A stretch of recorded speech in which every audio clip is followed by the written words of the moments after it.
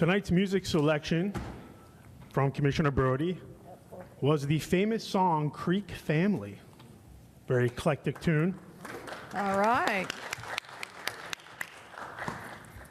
Commissioner Wasserman makes the next music selection for the October 24th City Commission meeting. We'd like to remind everyone to please silence your mobile devices. To help with sound quality, please make sure to speak clearly and directly into your microphone and mute the microphone when you are not speaking. If anyone is having trouble hearing at any point during the meeting, please raise your hand and someone will bring you an audio assistance device. Thank you. All right. City Clerk Kavanaugh, would you please call the roll? Commissioner Rydell. Here. Commissioner Wasserman. Here. Commissioner Brody. Here. Vice Mayor Raley. Here. Mayor Welch. Here. City Manager Rose. Here. City Attorney Pyburn. Here. All right, would we all rise and for the pledge?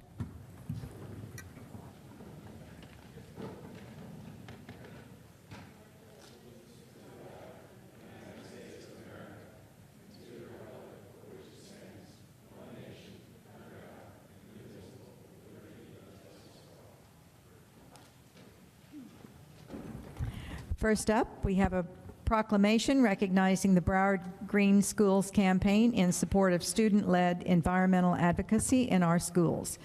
After I read the proclamation, the Broward Sierra Group Junior Team Chair, Anaga, will accept the proclamation along with two of her colleagues. Whereas, according to the U.S. Department of Energy, American schools emit 72 million metric tons of CO2 every year. And whereas Broward County Public Schools has immense potential for the use of clean energy in its schools and can serve as a leader in educational environmental stewardship for other counties and states. And whereas Broward County has already taken massive strides in the movement towards sustainability and can take its environmental efforts one step further through the employment of clean energy in schools. And whereas the Broward Green Schools campaign is a student-led movement under Climate Reality Project's National Green Schools program, spearheading initiatives to transition Broward County Public Schools to 100% clean energy. And whereas the Broward Sierra Group Junior Team, in collaboration with the Broward Green Schools campaign, will lead this transition within our Broward County Public Schools. And whereas young people are the future inhabitants of planet Earth, and therefore it's important to hear what they have to say. Now, therefore, be it resolved that the City Commission of the City of Coconut Creek, Florida, hereby recognizes the Broward Green Schools campaign in support of the Broward Sierra Group Junior Team and student-led environmental advocacy in our schools and their efforts to bridge the gap between clean, renewable energy and the educational sector. It's signed by the mayor and the commission and attested by the city clerk.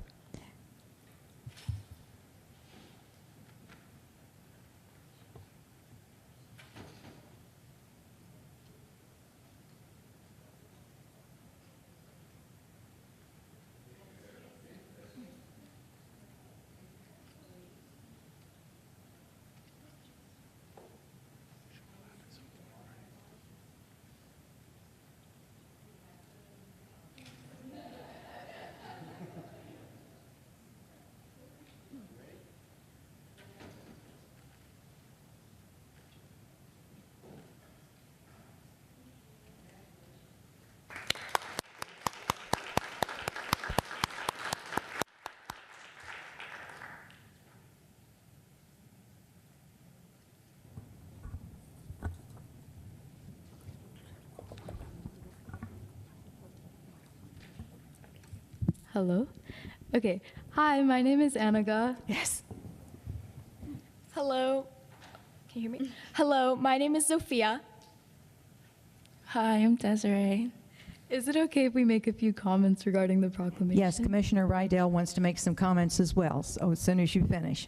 Okay, perfect. So we wanted to thank the Coconut Creek Commission for this wonderful recognition in support of the Broward Green Schools campaign. This campaign is something that's very close to our hearts. Being students, we believe that it's only right and just that we have learning environments that are safe and clean, considering that we're spending 8 hours a day in school every day. Currently, schools run on harmful energy sources like fossil fuels that release greenhouse gases into the atmosphere. These cause destructive effects in our Florida environment, including extreme heat that we all know too well, rising sea levels that threaten our coastal communities, and intensified hurricanes like the ones we just experienced, Hurricane Milton and Helene. According to the United States Department of Energy, schools are responsible for significant energy consumption.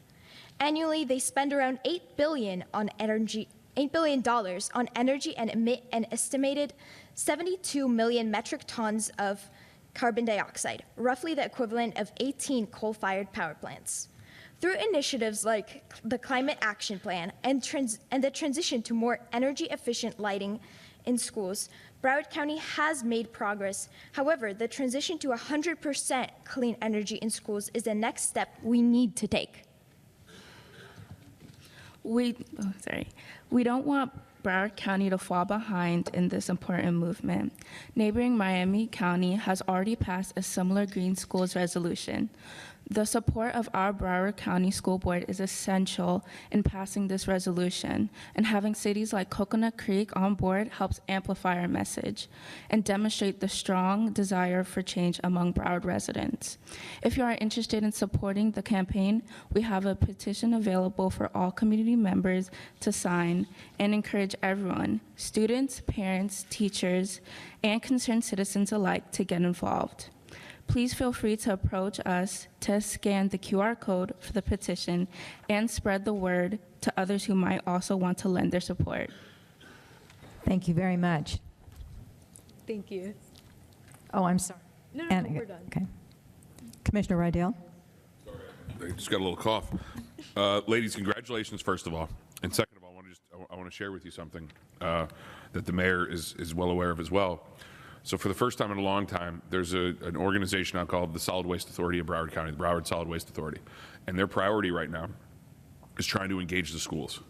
So I'm gonna ask, and I've mentioned actually you ladies and what you're doing a lot. So there's something, this group meets at the last Friday of every month, and they meet in the morning. Now, maybe there's some parents here, because I know some of your parents here, maybe there's an opportunity for you guys to come maybe an hour late to school to come speak at this, because the truth is this board that I'm blessed to sit on behalf of this commission, and there's cities all over Broward that are part of it, that their mission will fail if the schools do not undertake it. There is no way we're going to be able to re-educate families in Broward and households in Broward about recycling, about sustainability, about issues that the three of you know more than some people that are sitting on this board know. So that's like a crazy thing to think about. You guys are high school students that have more of an engagement on these issues than certain elected officials. So I think hearing from you is a good thing, and we've been striving to try to get youth engagement. So I'll email you all. I actually and also I commend you as well for being here. Thank you, and I'd love to, obviously, Anagar, I have your email. I'll reach out to you, and I would love to even get you to pop in virtually and just maybe speak. I don't want to take away from the school day, though. So thank you for being here. Congratulations. Yeah, of course. Thank you so much for the advice. And we also have the petition if any community members would like to sign. You just hold your phone up to the QR code. You can leave them at the back on the table if you like, or outside. Thank you. All right. Thank you, ladies. Thank you.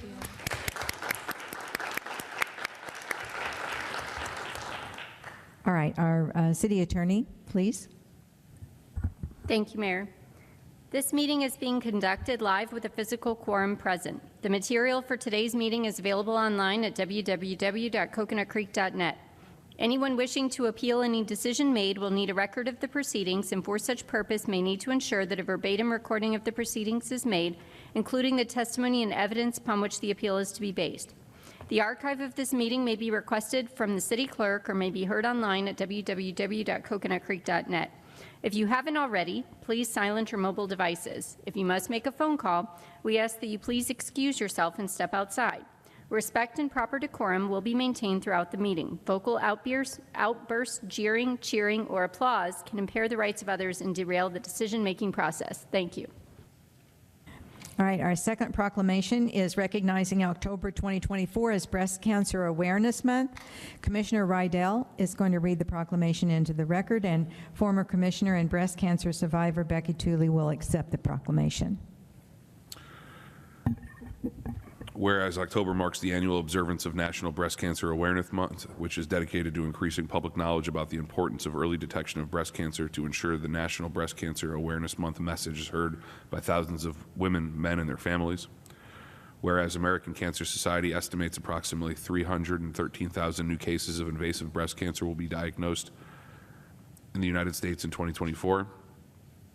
And whereas through research and advocacy, significant advances have been made in the fight against breast cancer, including significant decreases in mortality during the past 2 decades. Whereas early detection, finding cancer before it spreads through self-examination, clinical examination, and mammogram screening saves lives. And whereas if breast cancer is detected early and when it is localized stage, the 5-year survival rate is 99%. And whereas the more than 4 million breast cancer survivors living in the United States today are a testament to courage, as well as the importance of promoting awareness about breast cancer, providing information, funding research, following recommended screening guidelines, and offering treatment to those who are affected. Now, therefore, be it resolved that the City Commission of the City of Coconut Creek, Florida, proclaims October 24 Breast Cancer Awareness Month, signed by the mayor, signed by the rest of the commission, and certified by the city clerk. And it would be an honor to present this to former Mayor Tooley.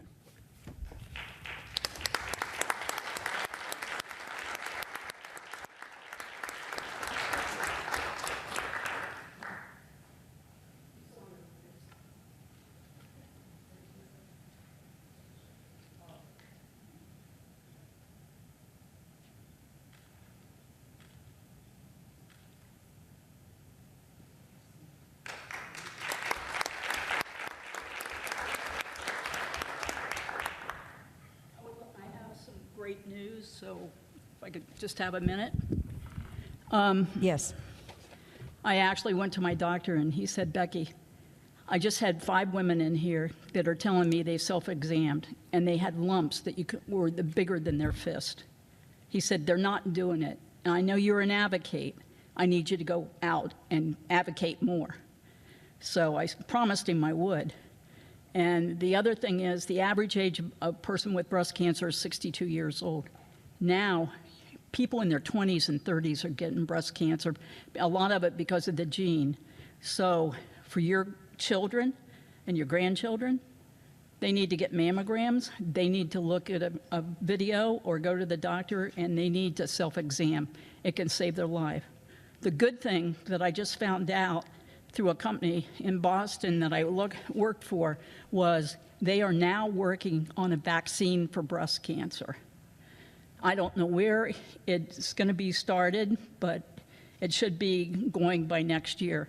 So when that comes, and if it's around here, I will tell people about it because that's very important. This disease has been around for a long time, and we need to stop it. You know, I used to do mammograms. Hell, I didn't think that I would ever have breast cancer. I had no family history. Had my dog not found it, I probably wouldn't have lived. But I'm here 11 years to make people mad when I tell them, you better get your mammogram and you better self-examine. So thank you.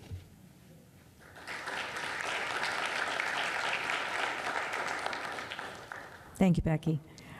We now have a proclamation recognizing October 2024 as Domestic Violence Awareness Month. Commissioner Wasserman is going to read the proclamation into the record, and then Sergeant Joseph Charsdorfer of the Criminal Investigation Unit will accept the proclamation on behalf of victim advocate Tara Arena. Thank you, Mayor. Whereas domestic and intimate partner violence affects numerous individuals regardless of age, ability, sex, sexual orientation, gender identity, religious belief, socioeconomic status, and/or race. And whereas violence harms the core of the human spirit and jeopardizes the future well-being of our communities, and domestic violence and intimate partner violence can have lifelong consequences emotionally, mentally, socially, spiritually, and physically. And whereas in 2023, there were 343 reported domestic violence offenses in the city of Coconut Creek, a 27% increase from 2022.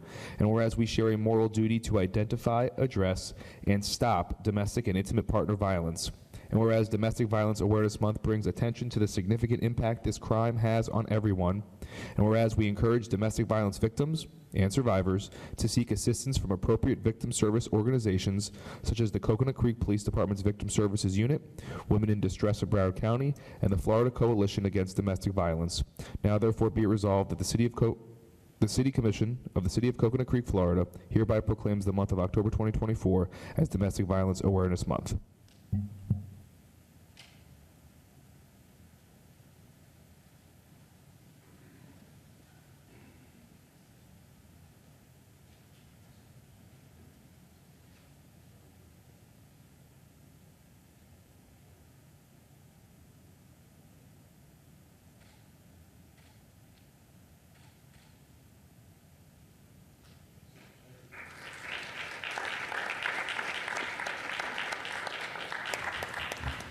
Next, we have a proclamation recognizing October 23rd through 31st, 2024 as Red Ribbon Week.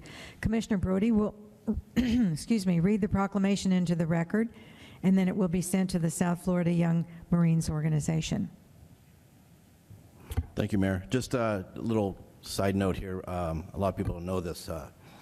My brother passed away in 2006 from drug abuse and alcohol abuse, so this means something to me.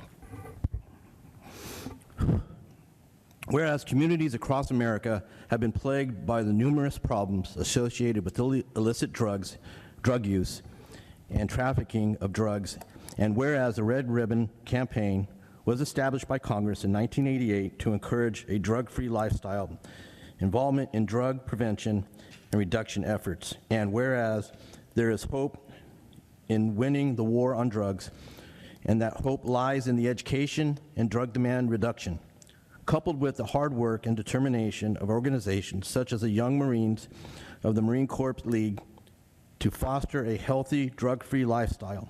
And whereas governments and community leaders know that citizen support is one of the most effective tools in the efforts to reduce the use of illicit drugs in our communities, and whereas the Red Ribbon has been chosen as a symbol of commemoration of the work of Enrique Kiki Camarena, a Drug Enforcement Administration agent who was murdered in the line of duty and represents the brief belief that one person can make a difference. And on October 23rd through the 31st has been designated as National Red Ribbon Week, which has encouraged Americans to wear a red ribbon to show their support for a drug-free environment. Now, therefore, let it be resolved that the City Commission of Coconut Creek, Florida, hereby proclaims October 23rd through the 31st, 2024, as Red Ribbon Week. Signed by the Mayor and the City Commission. Thank you, Commissioner Brody. We'll now have input from the public. City Clerk Kavanaugh, is there anyone who has signed up to speak on non-agenda or consent agenda items? Not at this time, Mayor. Is there anyone in the audience that would like to speak on a non-agenda or consent item? If so, please come forward. All right, then we'll move on to consent agenda. Agenda item 5, a motion approving the minutes from the previous City Commission meetings 2024-0912 SP and 2024-0912R. Agenda item 6, resolution 2024-159, a resolution authorizing the city manager or designee to execute the attached grant agreement with the Florida Department of Environmental Protection, FDEP, for wastewater infrastructure improvements. Are there any items the commission wishes to pull? Move consent. Second. Consent agenda was moved by Commissioner Rydell and seconded by Vice Mayor Raley. City Clerk Kavanaugh, would you please call the roll? Commissioner Rydell? Yes. Commissioner Wasserman? Yes. Commissioner Brody? Oh, I'm sorry, I didn't see that. Vice Mayor Raley? Yes. Mayor Welch? Yes. Moving on to regular agenda, Agenda Item 7, Resolution 2024-146, a resolution authorizing the city manager or designee to execute a consulting services work authorization with Walters Zachariah Associates, PLLC, to provide design services for the renovation and rehabilitation of the Fleet Services Building in accordance with RFQ number 10-06-21-11. Is there a motion and a second? Move it.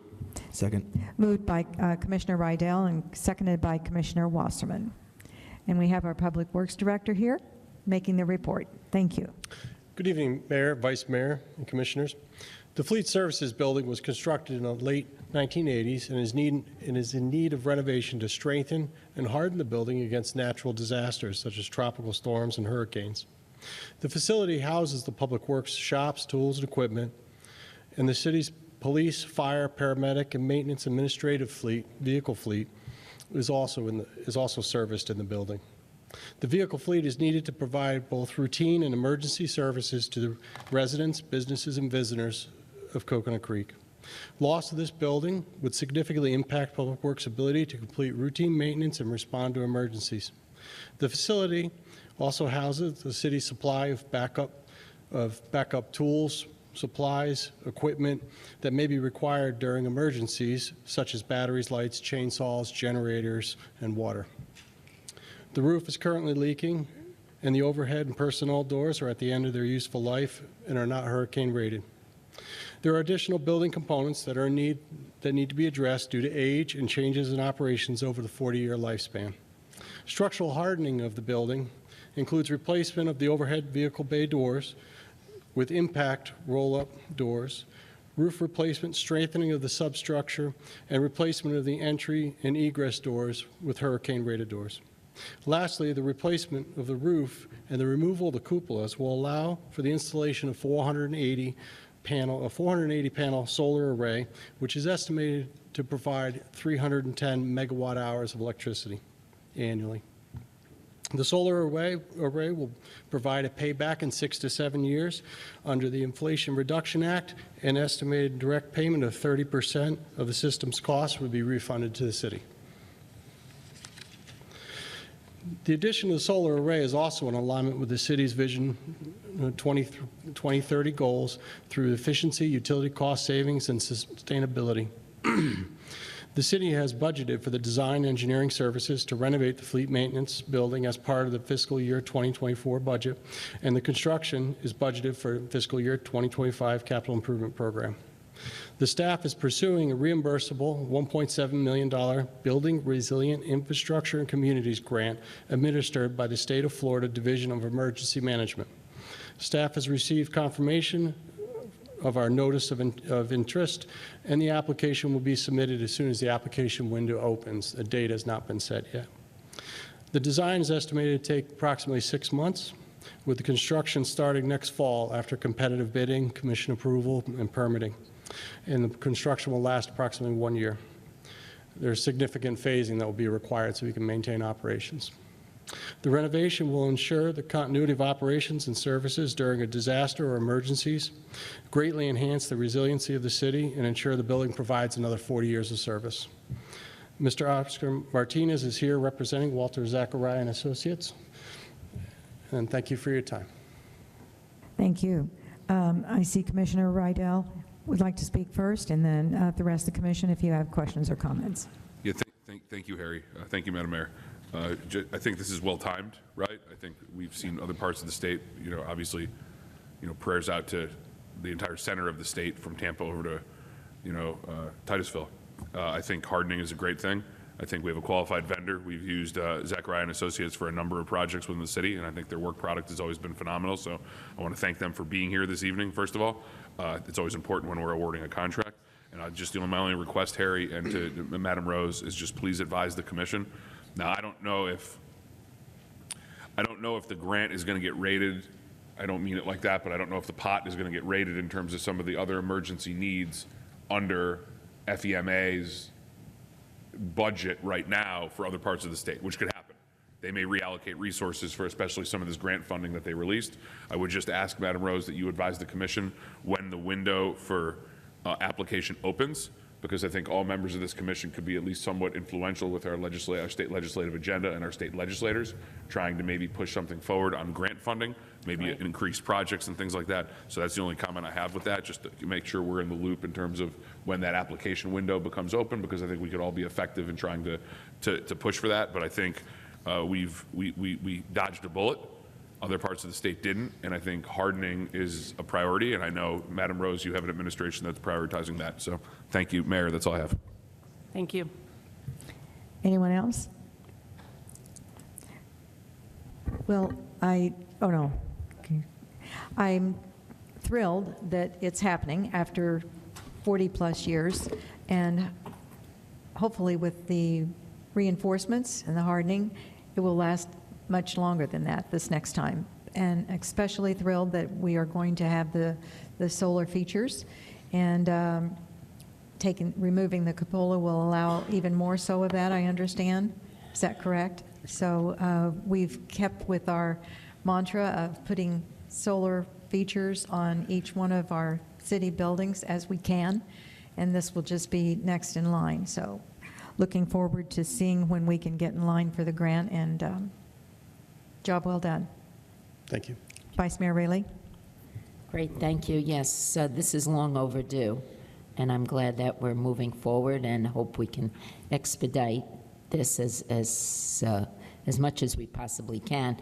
But also, I'd like to know about, at this time, do we have a plan for when we are under construction, our operational plan at this time?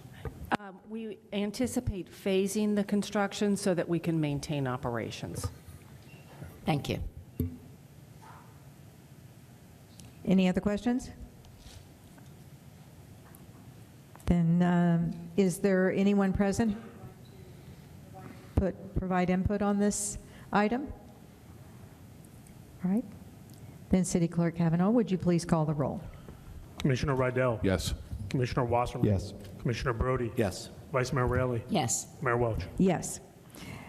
Agenda item 8, Resolution 2024-155, a resolution accepting the Byrne Discretionary Community Project Grants, Byrne Discretionary Grants Program in the amount of $963,000, and authorizing the city manager or designee to execute the grant agreement with the Department of Justice, DOJ, for police department body-worn cameras and related technologies. Is there a motion and a second? Move it. Second. Did you move it? Moved by Vice Mayor Raley and seconded by Commissioner Rydell. Good evening. We have our police chief here tonight. Good evening, Commissioners, Vice Mayor, Mayor, City Manager, City Attorney, City Clerk. Yeah, this item just allows us to accept the $963,000 grant from the Department of Justice to be used to fund and implement the body-worn camera and associated technologies program. So there's no presentation other than that tonight unless you have any questions. Could you please just outline the rollout program? So I do have a general timeline to give you an idea of what to expect over the next several months. So definitely by November, we're looking to identify the vendor and necessary body-worn camera-related equipment, hardware, software, and infrastructure to be purchased. By December, we plan on selecting a project manager responsible for overseeing all aspects of the body-worn camera project, and we are planning on developing and implementing the comprehensive policies and procedures for the entire project as well by December. By January, we're looking to work with the city's Public Works Department to ensure that the identified area inside the police department that will be outfitted with the related equipment is all set up and ready to go.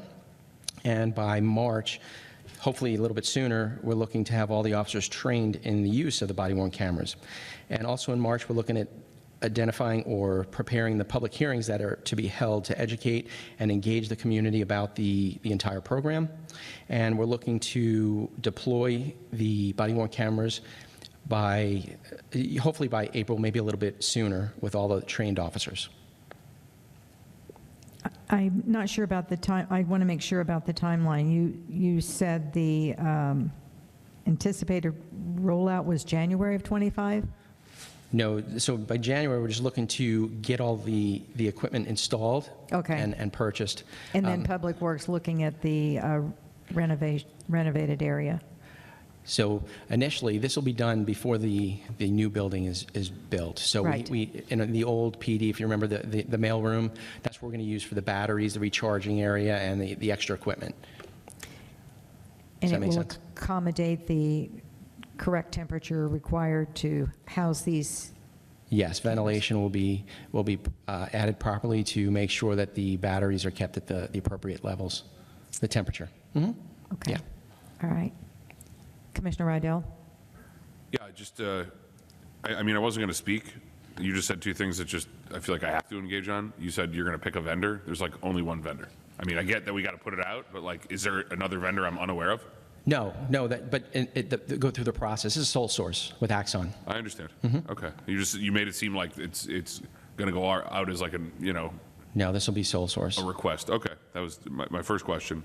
My other question, only because you got into a little minutia, I didn't, again, plan on doing anything. Do you intend to give anyone else body cameras that are people that are currently outfitted with car cameras with AV? With car cameras and what? Okay, right now, what is important, and that's why I hammer this, we were actually ahead of the pack with audio-visual cars that are equipped with mics and audio and video. My question is, when you roll this out and you're looking for the officers that are going to be participating in this, do you anticipate, like, you're not wearing a body camera, Fred, are you? No. Okay, so that's my point. My point is you're implementing this for the officers, road patrol officers, correct? Yes. That's all I needed to hear. But we're not doing away with the in-car cameras. Well, I understand that, but Yeah. I guess when you look at BSO policies, Hollywood policies, other cities' policies, there's levels in terms of who's wearing a camera. I just want to make sure that our policies, in terms of road patrol officers that are in, we'll call them streaming cars, the intent is to put those same officers in a position to have a body camera. Absolutely. We're not expanding it, correct? Correct. That's all I needed to hear. Thank you. Vice Mayor Raley? So in summary, all our officers will have body cams. All patrol officers, All patrol and officers that are engaging the public on a regular Right. basis. Exactly. Thank you. Absolutely. But not the PSAs. Actually, we haven't discussed that. When we develop the policies, there's a chance the PSAs might be included, to be honest, because they're in front of the public on a regular basis doing traffic investigations, so there's a good chance they're going to be included. And the administrator is to be determined if that's going to be that title or not, and it will be in-house? That's the new position that we Yes. approved in the budget for to hire. Okay. And I believe that the notice for that position goes out next week. That's not sworn, correct? No, correct. You are Right. correct. Okay. Anyone else? All right. Is there anyone present that would like to speak on this item? Then City Clerk Kavanaugh, would you please call the roll? Commissioner Rydell? Yes. Commissioner Wasserman? Yes. Commissioner Brody? Yes. Vice Mayor Raley? Yes. Mayor Welch? Yes. Thank you, Chief.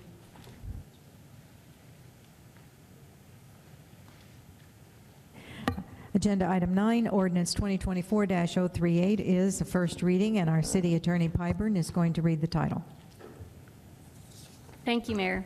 An ordinance of the City Commission of the City of Coconut Creek, Florida, amending the city's Code of Ordinances by amending Chapter 6, Buildings and Building Regulations, Article 4, Backflow Prevention Regulations, Section 6-52, Fees, in order to provide for increased fees for recertification of backflow preventers, providing for conflicts, providing for severability, providing for codification, and providing an effective date.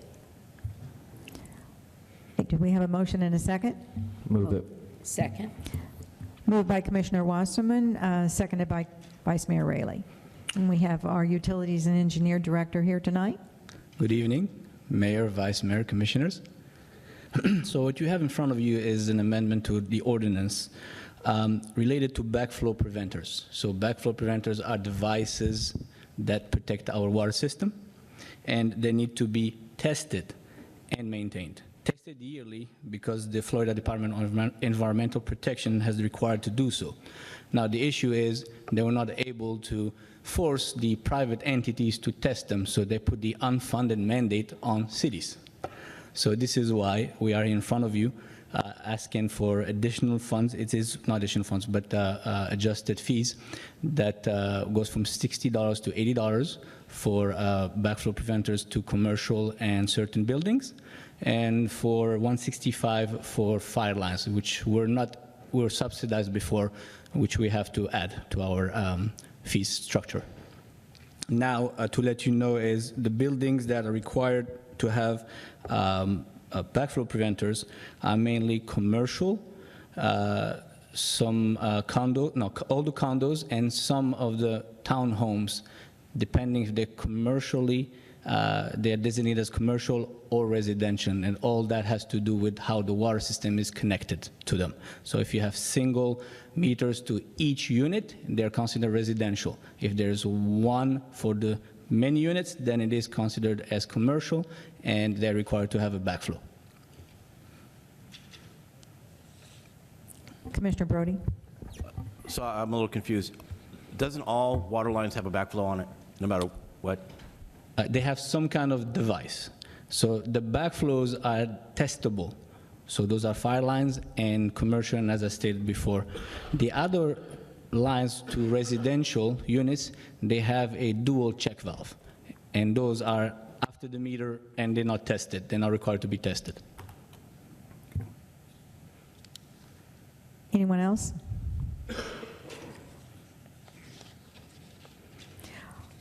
Is there anyone in the public that would like to provide input on this item? If not, then City Clerk Kavanaugh, would you please call the roll? Commissioner Rydell? Yes. Commissioner Wasserman? Yes. Commissioner Brody? Yes. Vice Mayor Raley? Yes. Mayor Welch? Yes. Thank you. Agenda item 10, ordinance 2024-048, and it is the first reading, and City Attorney Pyburn is going to read the title. Thank you, Mayor Welch. An ordinance of the City Commission of the City of Coconut Creek, Florida, amending the city's Code of Ordinances by amending Chapter 13, Land Development Code, Article 2, Subdivision Regulations, Division 2, Subdivision Plat Requirements, Section 13-169, Water and Wastewater Extension Regulations, in order to provide for future connections to adjacent lots and/or tracts, providing for conflicts, providing for severability, providing for codification, and providing an effective date. Do I have a first and a second? Move it. Second. Moved by Commissioner Wasserman, seconded by Commissioner Brody. And we have our Utilities and Engineering Director again. Good evening again. So this amendment to the ordinance, it's regarding the extension of water and wastewater lines. So if a developer builds internally, we ask them to extend the water and wastewater lines to the adjacent property to allow access. Same way as they had access. This helps everybody in the area receive the services. And it used to be it is a policy, unwritten policy, that we've used for the last 25 years. I've been with the city, but this is for clarity's sake. We would like it in the code, so that way everybody knows about it, and there are no surprises. Any existing parcels that have been built out, they will not be affected. If they're redeveloped and we need to extend it, we will. Now, if everything around them is developed, then they don't need to do it anymore. So this pocket areas that we have around the city that's still left without water and sewer services. Commissioner Rydell? Just to be clear, I mean, you say the city, but this actually doesn't affect just the city. Correct. Constitutionally. So arguably, just to be clear, if I live in Pine Tree Estates in Parkland and I'm a serviced area potentially by Coconut Creek, right, this policy that we're now codifying, because I've dealt with you on this in the past with some of those people. You're absolutely correct, yes. So this formalizes a policy that we've always had.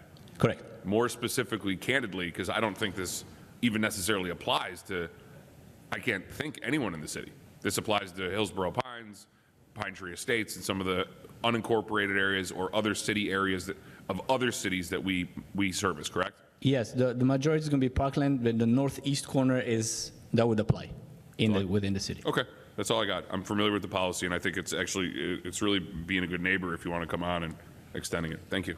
Well, Anyone else?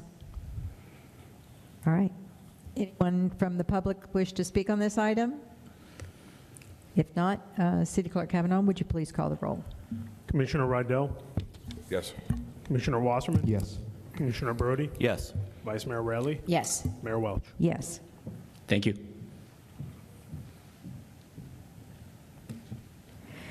We're now going to consider several quasi-judicial items. Will the city attorney please explain the city's quasi-judicial proceedings?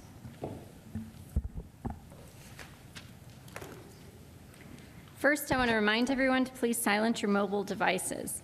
Florida courts have determined that there are certain types of matters, including agenda items 11 and 12 on tonight's agenda, that are to be treated differently than other items considered by the Commission. In these quasi-judicial applications, the Commission is applying existing rules and policies to a factual situation and is therefore acting like a judge and jury do in a trial held in the courtroom. In such cases, the courts have decided that due process and fundamental fairness require that more formal procedures be followed. The City Commission's decision must be based on the evidence and information that is presented at the public hearing, including the agenda materials, Planning and Zoning Board recommendation, testimony presented at the public hearing, and the deliberations of the City Commission. The quasi-judicial procedures require that the Commission consider the evidence presented to it and base their decision on the applicable law and primarily on credible evidence presented whether by staff, the applicant, or members of the public. In a quasi-judicial proceeding, the City Commission is not allowed to take into consideration public sentiment or the popularity of a particular development proposal or application. The City Commission may only consider competent substantial evidence. This means testimony or other evidence that a reasonable mind would accept as credible and adequate to support a conclusion. Florida courts have made it clear that mere generalized statements of opposition are to be disregarded, but fact-based testimony can be considered competent and substantial evidence. This can include eyewitness observation testimony about relevant facts and documentary evidence, including photographs, aerials, and maps. Citizens who want to participate in a quasi-judicial hearing can testify as to factual matters and any element of the case that would not require specialized training or specific academic degrees. Their testimony would be considered provided their testimony is backed up by established facts, studies, or evidence that is not conjecture or just based on a feeling. The quasi-judicial hearing process is not a popularity contest. The strict rules of evidence do not apply during the public hearing, but any comments must be relevant to the agenda item.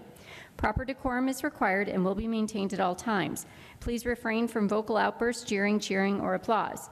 Everyone who seeks to speak on an item will be given an opportunity to speak. If you intend to provide testimony as to any of the applications to be considered tonight, you will be sworn in before your testimony is taken. Please know that if you speak, you may be subject to cross-examination.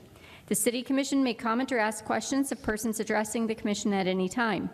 If you refuse to be cross-examined or to be sworn, your testimony will be considered in that context and given its due weight. The general public will not be permitted to cross-examine witnesses, but may request that the Commission direct questions on their behalf to the applicant or staff. Will the clerk please confirm compliance with the notice requirements? The city has satisfied the legally required public notice requirements for this public hearing for agenda items 11 and 12. And will you please swear in the witnesses? Will anyone wishing to speak on these quasi-judicial items please stand and raise your right hand? Do you affirm or swear to tell the truth, the whole truth, and nothing but the truth?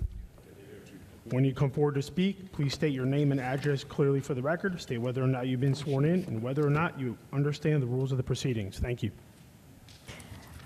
We will now hear agenda item 11, and if there are no objections from staff, the applicant, the commission, or the public will also hear agenda item 12 as they are related. No objections. Okay. After I read the resolution titles, I'll ask for a motion and a second to move the items respectively.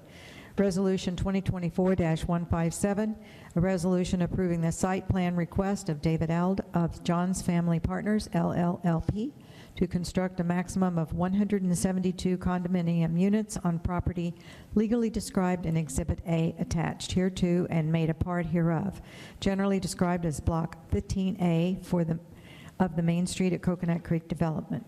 This is a quasi-judicial public hearing. Resolution 2024-158 is a resolution approving the site plan request of David Eld of John's Family Partners, LLLP, to construct an 8,779 square foot private clubhouse on the property legally described in Exhibit A, attached hereto and made a part hereof, generally described as Block 15B of the Main Street at Coconut Creek development. Again, quasi-judicial, and it is a public hearing. Is there a motion and a second to move item 11 for discussion? Motion. Second. Moved by Commissioner Brody and seconded by Vice Mayor Raley. Is there a motion and a second to move item 12 for discussion? Move. Motion. Second. Moved by Commissioner Brody and seconded by Vice Mayor Raley. Are there any disclosures such as outside communications or site visits on behalf of the Commission for items 11 and 12? All my conversations with Mr. Backman have been duly logged. Same. Same, mine was today. Yes, I had conversation with Mr. Beckman. Likewise. All right, the city staff will now make its presentation on items 11 and 12. Very good.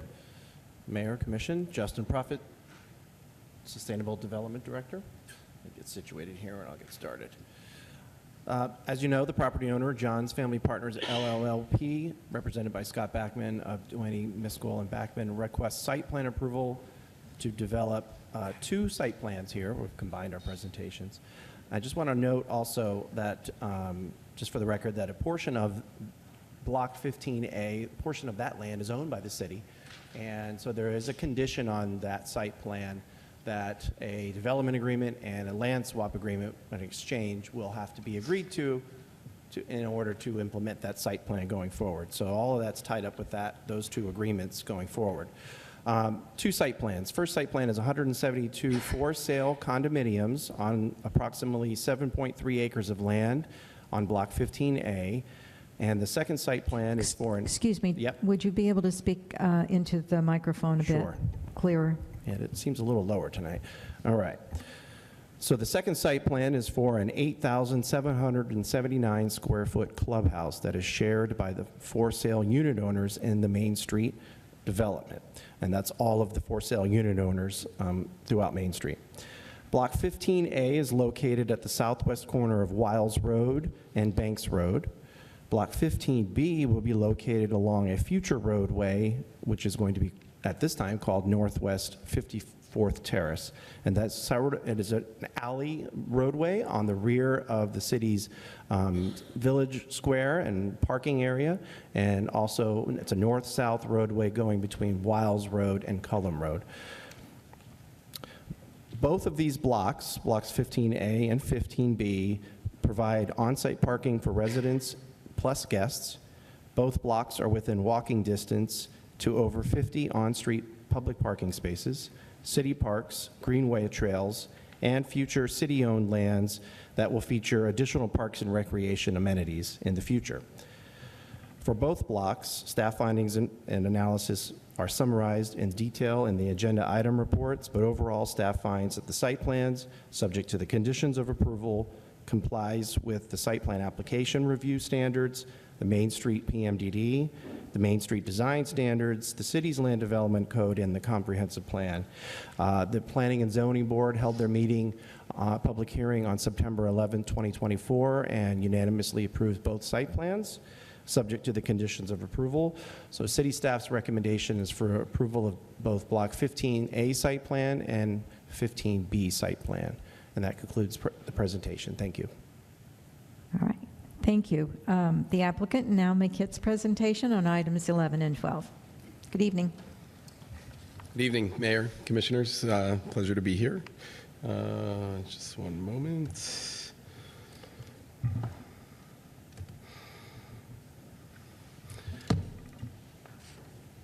Okay. We don't have that little pointer, do we? No? We have Sorry. a laser pointer? I think we do. There it is. Great. Thanks. Good evening, everyone. Scott Backman, 14 Southeast 4th Street, Boca Raton offices. I have been sworn. I do understand the rules of procedure. Thank you. Thanks, Chelsea. Appreciate it. Perfect.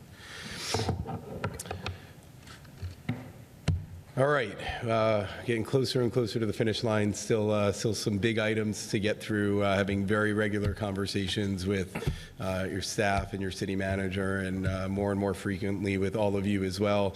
Very much appreciate the effort that everyone is putting forth to continue to keep this really phenomenal project moving forward. So tonight we're going to talk about the 2 blocks in the farmost north and northwest corners of Main Street.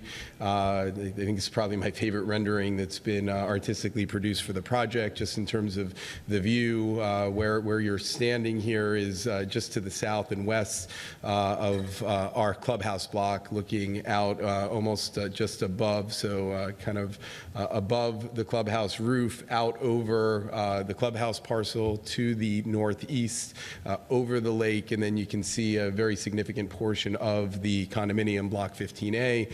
Some things that we'll be talking about as part of the presentation, the trail that surrounds the greenway, and you can see pieces of that. You can actually get a fairly good feel for a lot of the architectural elements of these buildings as well, just from looking at this rendering. So I think I'm going to rush past these first handful of slides, since we've got 2 presentations to make to you this evening. Again, very familiar with this particular slide and the next few, just in terms of where we've been and where we're going with regard to this particular development project. And then these next 3 slides, all of which you're familiar with, just provide you the proximity of these 2 particular blocks in relation to the balance of Main Street. As you'll recall, we started with blocks 4 and 1 and 2 and 3, and we're kind of in the same vein as with which we're going to hopefully work our way through phasing infrastructure and vertical development, very similar to the manner in which we went through the approval process. So this is where we stand today. We received Block 8 comments from staff a week or so ago, and hopefully we'll have that moving forward before all of you next month. And then we've just got 2 blocks left. Block 16 is something that we are intentionally, for a number of different reasons. It's had a lot of interest in a number of different asset classes, so that we're leaving that one for a little bit later. We understand that. Block 10 is something that we're still working through. We've had a couple of different iterations of site plans working through, and we're actually still working closely with staff on some issues that will ultimately determine how and when Block 10 moves forward. Otherwise, you can see we're here on 15A and 15B. The other plans that you still need to approve are the master roadway site plan and the master green space plan. One of those was in front of your Planning and Zoning Board earlier this month, and I believe will be in front of you later this month. The other one we just received comments on a couple of days ago, and are working to finish that up and get it in front of you relatively quickly as well. And then we're going to be through most of the entitlements, and as we talk about, and Commissioner Rydell reminds me at every meeting, it's in our conditions of approval. We obviously have our development agreement and all of the various components of that are probably the biggest pieces that we continue to work on a very regular basis. So our zoning plan, and the primary purposes of this plan, as we've discussed, this was originally master plan for 230 units in Block 15A. We're here before you as we really put the plan into place, put all the various elements that are necessary within Main Street into place, with 172 units proposed within the block. Okay, so Block 15A, people always walk behind there and you can see kind of their silhouette, but so Block 15A is comprised of 3 different building types, 16 unit, 20 unit, and 24 unit building. As Justin noted, I believe all of this property, or I think all of it, or the very significant majority of it, is currently owned by the city as part of the land swap that's being negotiated, along with a separate land exchange agreement that we've had several meetings and discussions with Terrell and her staff on. And as I said, it's 172 units, 8 buildings, multiple different building types, and meets all of the other development standards that are established through the PMDD, as Justin had noted. Going to get into a little bit more detail here on this next slide. Come on, go. There we go. So You've seen various versions of this slide in different presentations from us. What we really try to do is highlight all of the elements and features within the block that kind of make it stand out, make it a little bit extra special. We'll start with the greenway that traverses. Let me back up, because I think the first and most important thing, especially given the last meeting, this block is fully open. Right? There's no fencing or gating around this block. It was designed as a fully open block, and part of that, as I was starting to get into the greenway, you've got a greenway that is part of the overall pedestrian master plan that was put in place all the way back when we started with the master plan, that you could say maybe culminates here, maybe it starts or stops here, but the intention always was to be able to work your way from the furthest northwest point within Main Street all the way to the furthest southeast point and all points in between. And we believe that this is a very significant element of that. Obviously, you've got the existing lake. It's being shaped and modified and enhanced as part of the ultimate development, and where there are going to be several features, and I'll share with you a number of different renderings, some of which you've already seen, that show different viewpoints around the lake, and why it's so important that you've got this pedestrian connectivity, and then the openness of Block 15A. Several of these units, in particular the 16 and 24 unit buildings that you see up against the lake, have walkways right out to that greenway and walkway trail. That was the intention and designed by purpose with regard to how this block was designed. Some of the other elements within the block, the trellis features that you've seen, on Block 1, we talked about them again 2 weeks ago with regard to Block 9. You have two very similar, very structural trellis features that are located on Wiles Road. That is part of the 28-foot greenway, that mixed shared use greenway that surrounds all of Main Street and provides gaps in the buffers to provide pedestrian access into Block 15 from Wiles Road, from the mixed, I keep saying mixed use, from the shared use trail. The other element and feature that you see up there, and they're kind of somewhat in combination with one another. So starting with the Pocket Park, which is at the hard corner of Wiles Road and Banks Road, and you can see some elements and features of it here on our colored site plan. You'll see this in substantially more detail as part of the green space master plan. And I know in particular Mayor Welch, you've had questions and comments throughout about either roadway or green space items, and a lot of that's captured within these separate master plans that we decided 2 years ago made sense to process. So you're seeing elements of them here, but you'll see a lot more detail in the green space master plan when it comes to you. But obviously, you can see kind of that center landscape feature there. That would be some form of focal point. There would be some Main Street signage. You've seen elements of our amenity package, but you actually haven't seen our full-blown amenities package either. But you've seen the cool butterfly and some other features that we've come up with, and we've got a design for signage and for other amenities, and you'll see all of that in the near future as well. And then the asterisks that you see on several ends of the buildings are strategically placed for a number of different reasons. Obviously provides architectural enhancement to the buildings, but in this particular case, at the Pocket Park entry into Block 15A, as well as at the main entrance off of Banks Road, at the main entrance down by the Village Green, and again at the main entrance by the roundabout. Those are all areas that you wanted a little bit more warmth and a welcome feature on these buildings, which is where this trellis feature came from. It may look familiar to you. We did the exact same thing through working with staff on Block 11. Block 11 is essentially the same condo building type when you reviewed and approved that, and I think we had more opportunities to strategically place that feature throughout this block as well. Let's go.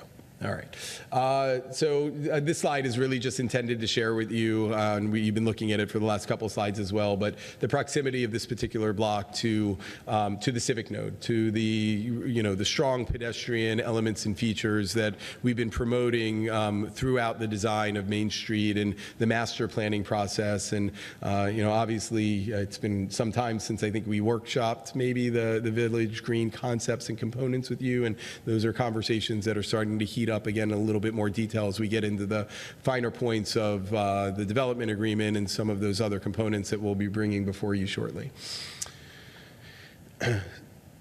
So I believe these next few slides, this is architecture specifically of these buildings. I think although it's hard a lot of the time when you see 2D elevations, right, kind of the flat elevations as opposed to the renderings, which we're going to show you.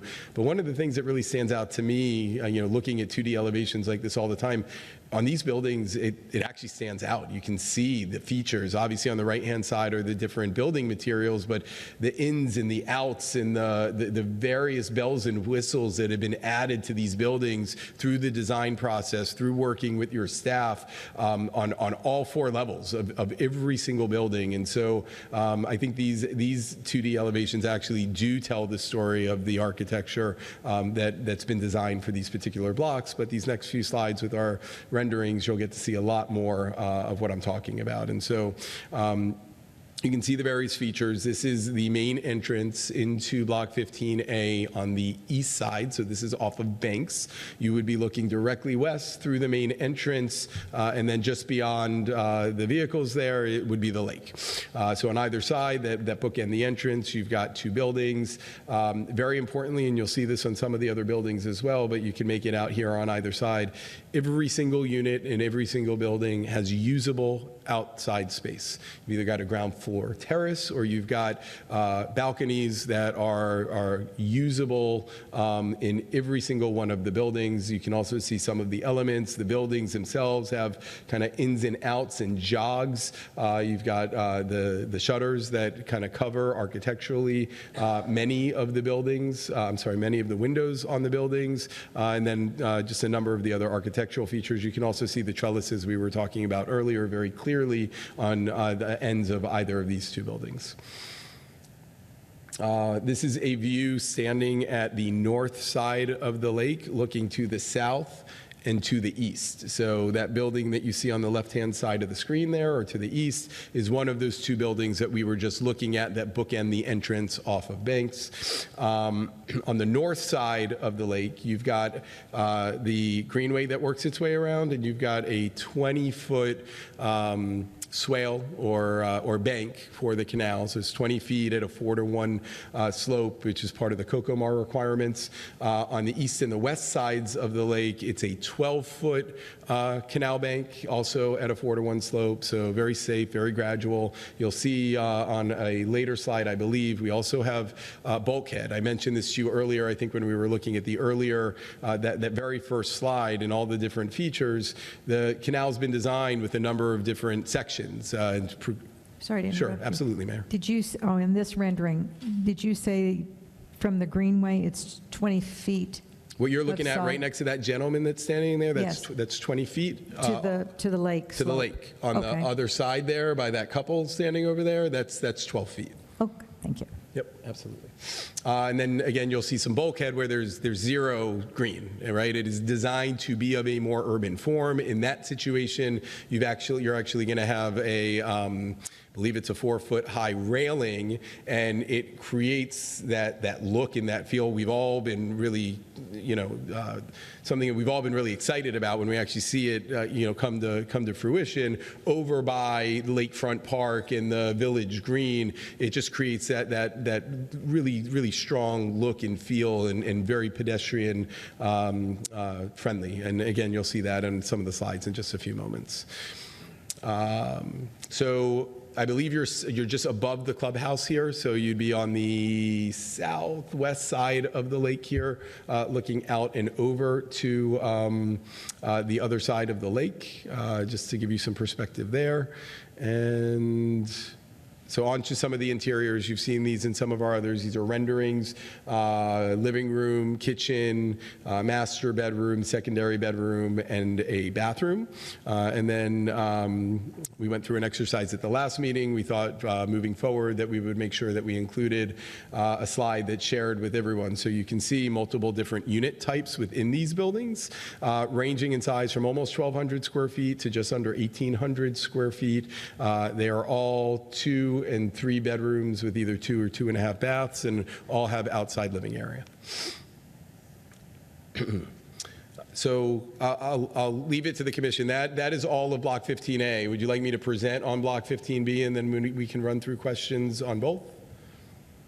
I think want to do them together, or do you want to separate them? All right. Okay, then let's just pause. Sure, perfect. Just a couple quick things, Mr. Backman. I think this presentation is great. I think this product is great. A couple quick questions I have in regarding, it's stupid, but the mail kiosk, can there be two, or this is designed with one? So it's one, but it's not really our choice, right? The Postal Service, they dictate, and they're very clear with residential. They want one point of service, and that's really the only option that we have. So walk me through, can you go back to your first rendering of your 2D image that you were? Absolutely. The architecture? Yeah. Just that one. Yep. Thank you, sir. Sorry, it's going to take a second to load back up.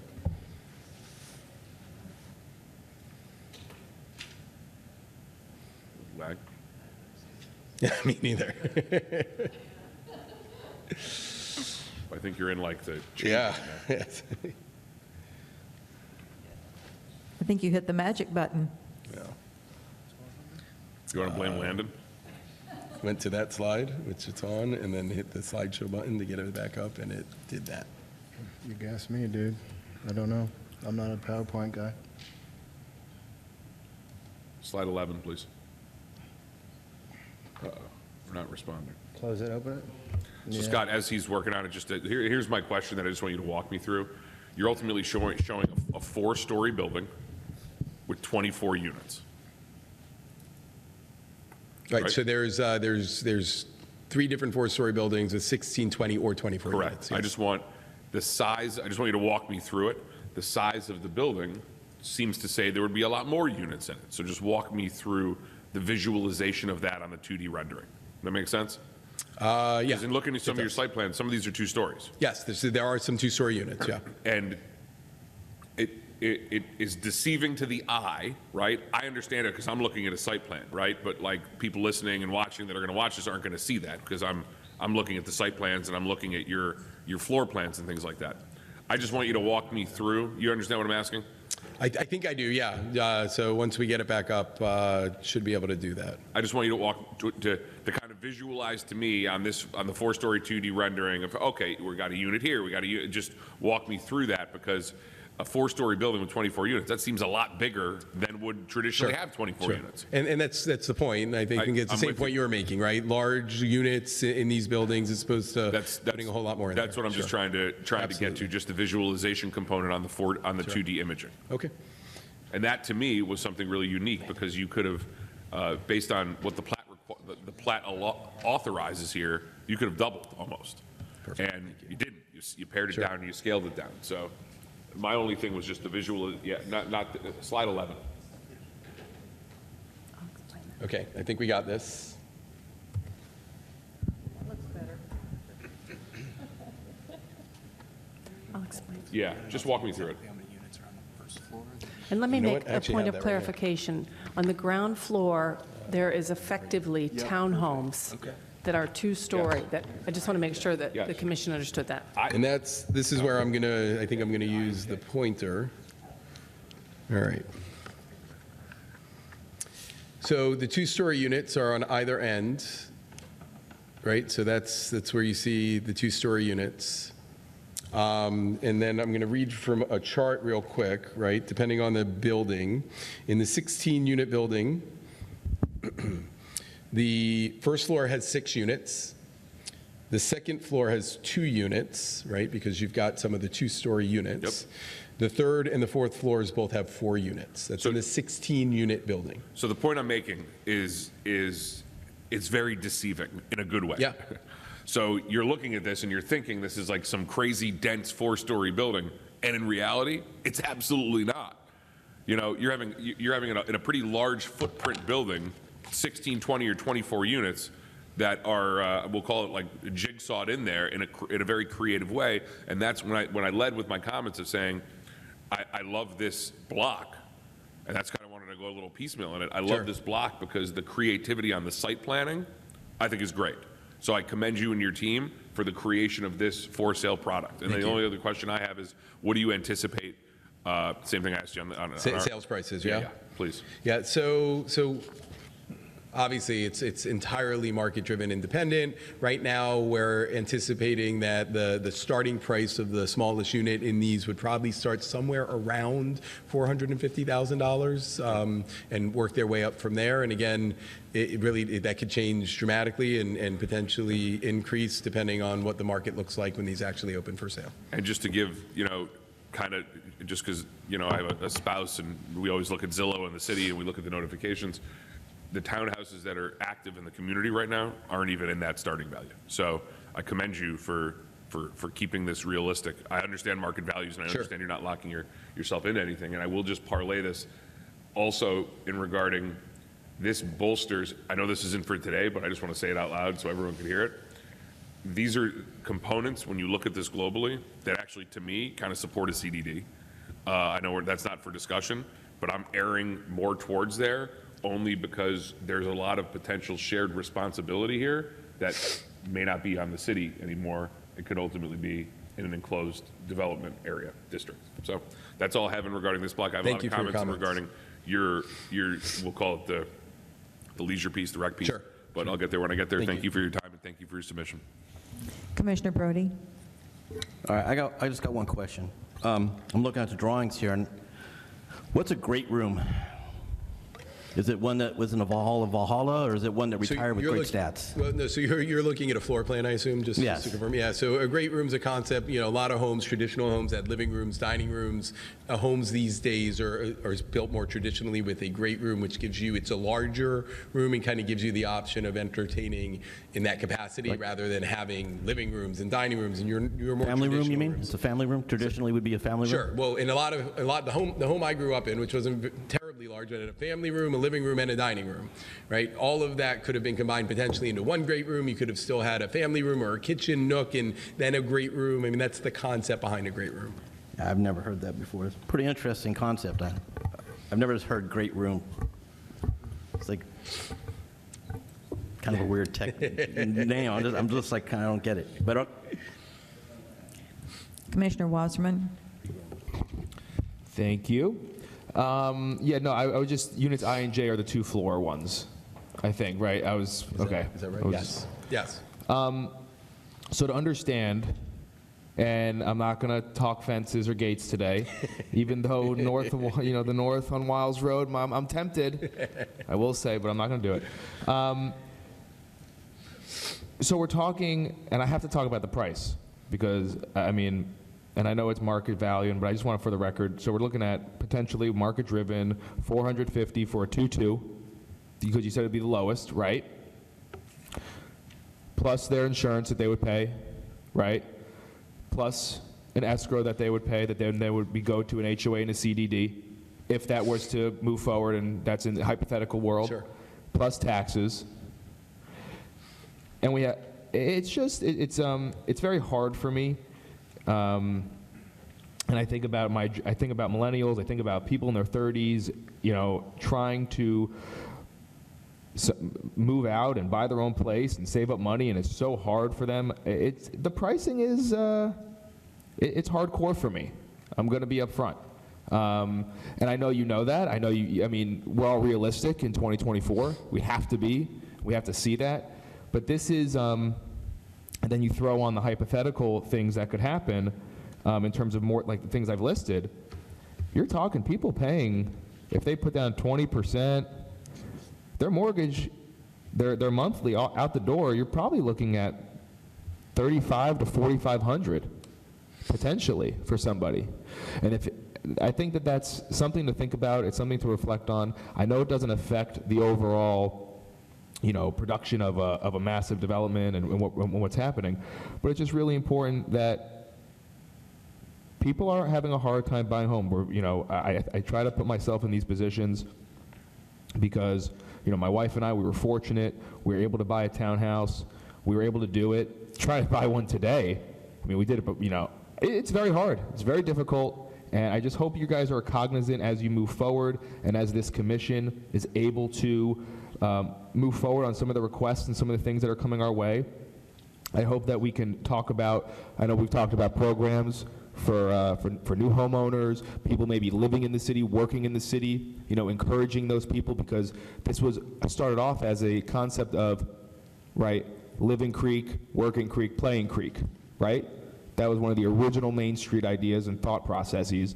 And when I think about this, I'd like incentives, down the road for people who live in Creek, who work in Creek, who want to live in Creek. There's an incentive. For new home buyers, there should be incentives. And I know Scott, long ago we spoke about something about this. But these are very intimidating prices, to be honest. But I have nothing else. I'm looking forward to the amenities package and talking about that. Thank you. Thank you.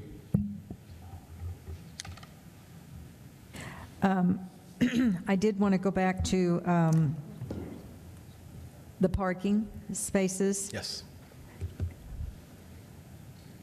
And even though that it's more than is required, I still have a hard time getting my head around 1.7 spaces per unit, especially given that some of these are larger units. Yeah, sure. And there's not a garage, so it's the spaces or it's not the spaces. Sure. So I think we're just over 1.7 unit spaces per unit in the block. The Main Street design standard requirement is 1.5, just so the commission understands. At developing our PMDD, we went above and beyond that. I think we are 1.5 plus like a guest parking ratio that adds, whatever it does, it brings us to like 1.65 or something for all of Main Street. And so obviously what you're seeing here is the same that you've seen in some of the other what I'll call kind of more multifamily blocks or multi-story blocks, like Block 4, like Block 11. And so obviously we design, I believe going back to multiple conversations we had with staff throughout this process about parking, is why the PMDD that was approved for us was at a slightly higher ratio.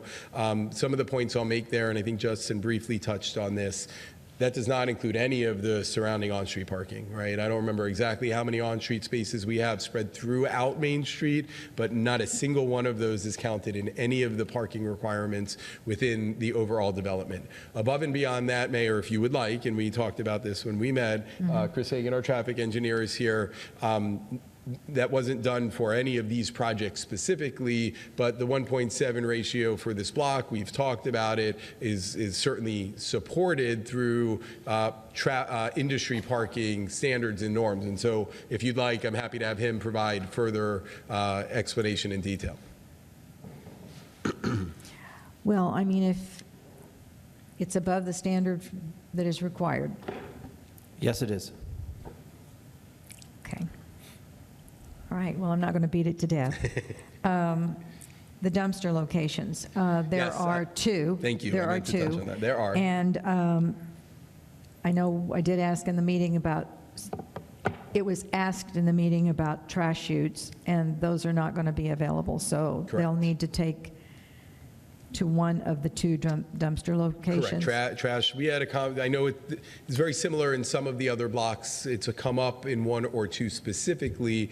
Trash is an individual responsibility. In this case, we do not have curbside service like you do with many of the townhomes with garages, and so there are dumpsters. So it is the responsibility of a unit owner, depending on where you live. You finish your trash, you take it out, you either put it on the hood of your car and take it over to the dumpster. The other option, which you may recall, I believe we talked about this in Block 1, certainly maybe another block, we are not necessarily implementing, but the option has been left open for trash valet services within the block, which is, that exists regularly within communities like this as well, where a valet service will come through and actually pick up the trash from everyone's individual unit, and then they've got a little golf cart or something, and they'll take it over to the dumpsters as well. But to answer your question very specifically, it is an individual owner's responsibility, yes. Okay. Well, I like the two-story additions in the buildings. I think it really breaks up the designs of the buildings itself. And thank you for explaining to me about the bulkhead and what that consists of. Sure. Because I was worried about the safety features in and around the lake. and the dimensions, so you've provided that to me, and I appreciate it. All right, can we move on to 15B, or? Yes. Because you had mentioned the trash. When you look at some of the Turtle Run communities, like when you dig into some of the benefits on the CDD and Turtle Run, that's what is shifting me there, because some of these concierge items could be drawn into a CDD. So hypothetically, and Scott, you correct me if I'm wrong, but hypothetically, if in this community we wanted to say there's going to be valet trash, we have valet trash in some of our rental apartments today. I've been there. I have friends that live there, and there's a little garbage can outside, and someone comes through in the mornings and takes it all out. It's very prevalent in Orlando and a lot of these Airbnb communities in Orlando that they do it. That to me is a benefit of the city is never going to be able to offer that, nor should we be in the business of offering that. But if we approved and again, it's not the discussion for today. I see that as a benefit of saying, hey, we have the ability as a commission to say, write that into your CDD, and that becomes an obligation on the district. I'm not so sure I'd use Turtle Run as the aspirational. No. But let's don't go there tonight. Okay, can we move on to 15B, or? We're not talking about management. We're talking about district amenities. Let's move on to 15B, Scott. On it. Oop.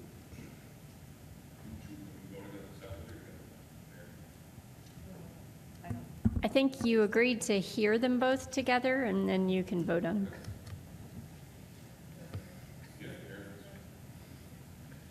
All right, Scott.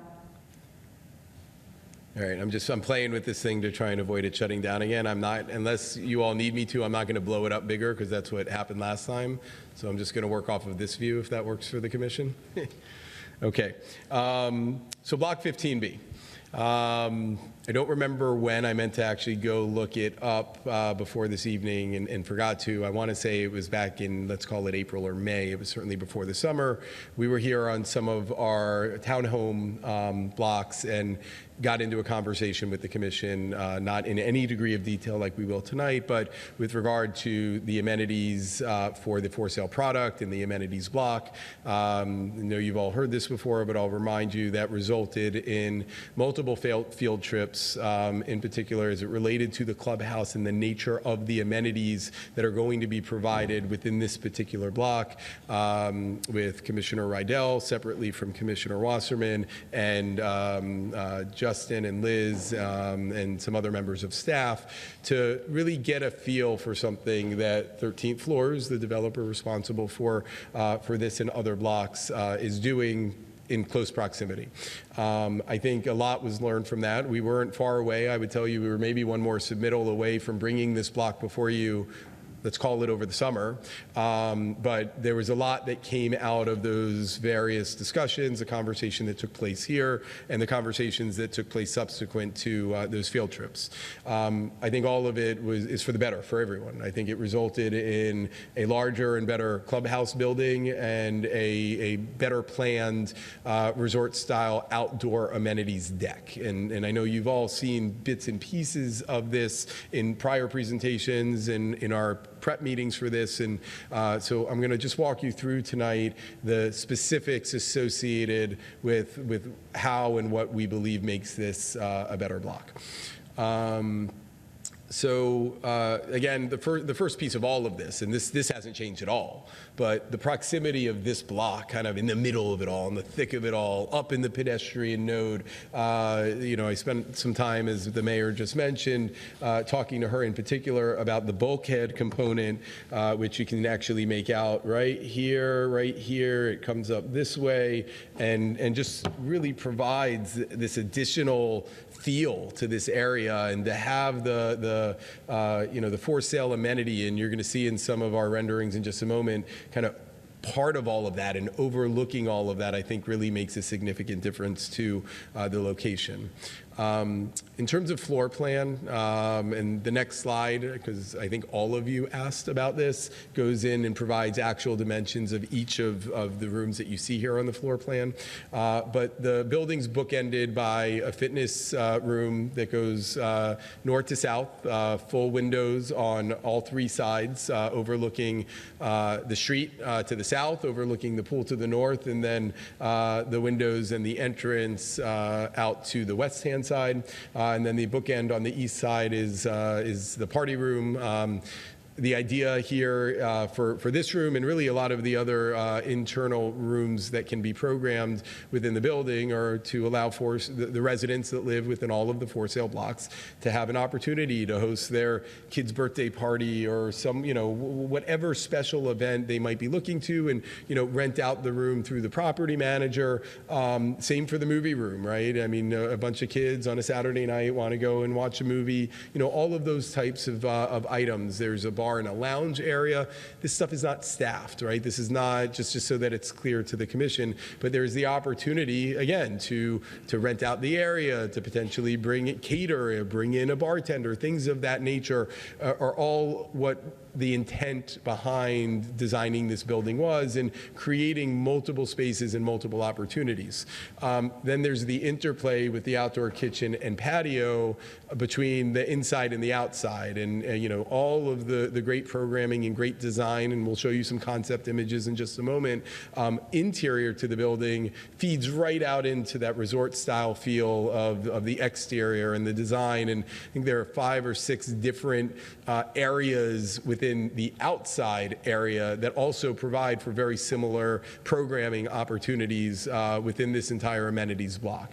To give you a little bit more detail, just so you can see and understand, I know we told, I think all of you, that we would provide the information in terms of size and occupancy for these areas. And so you can see the size of the fitness center and the party room in particular, the number of people that that square footage can hold from an occupancy standpoint, and then some of the other smaller rooms that still have programming opportunities within the building. So I'll move on. I'm happy to go back to this slide at some point later if you have more questions. Absolutely, yes.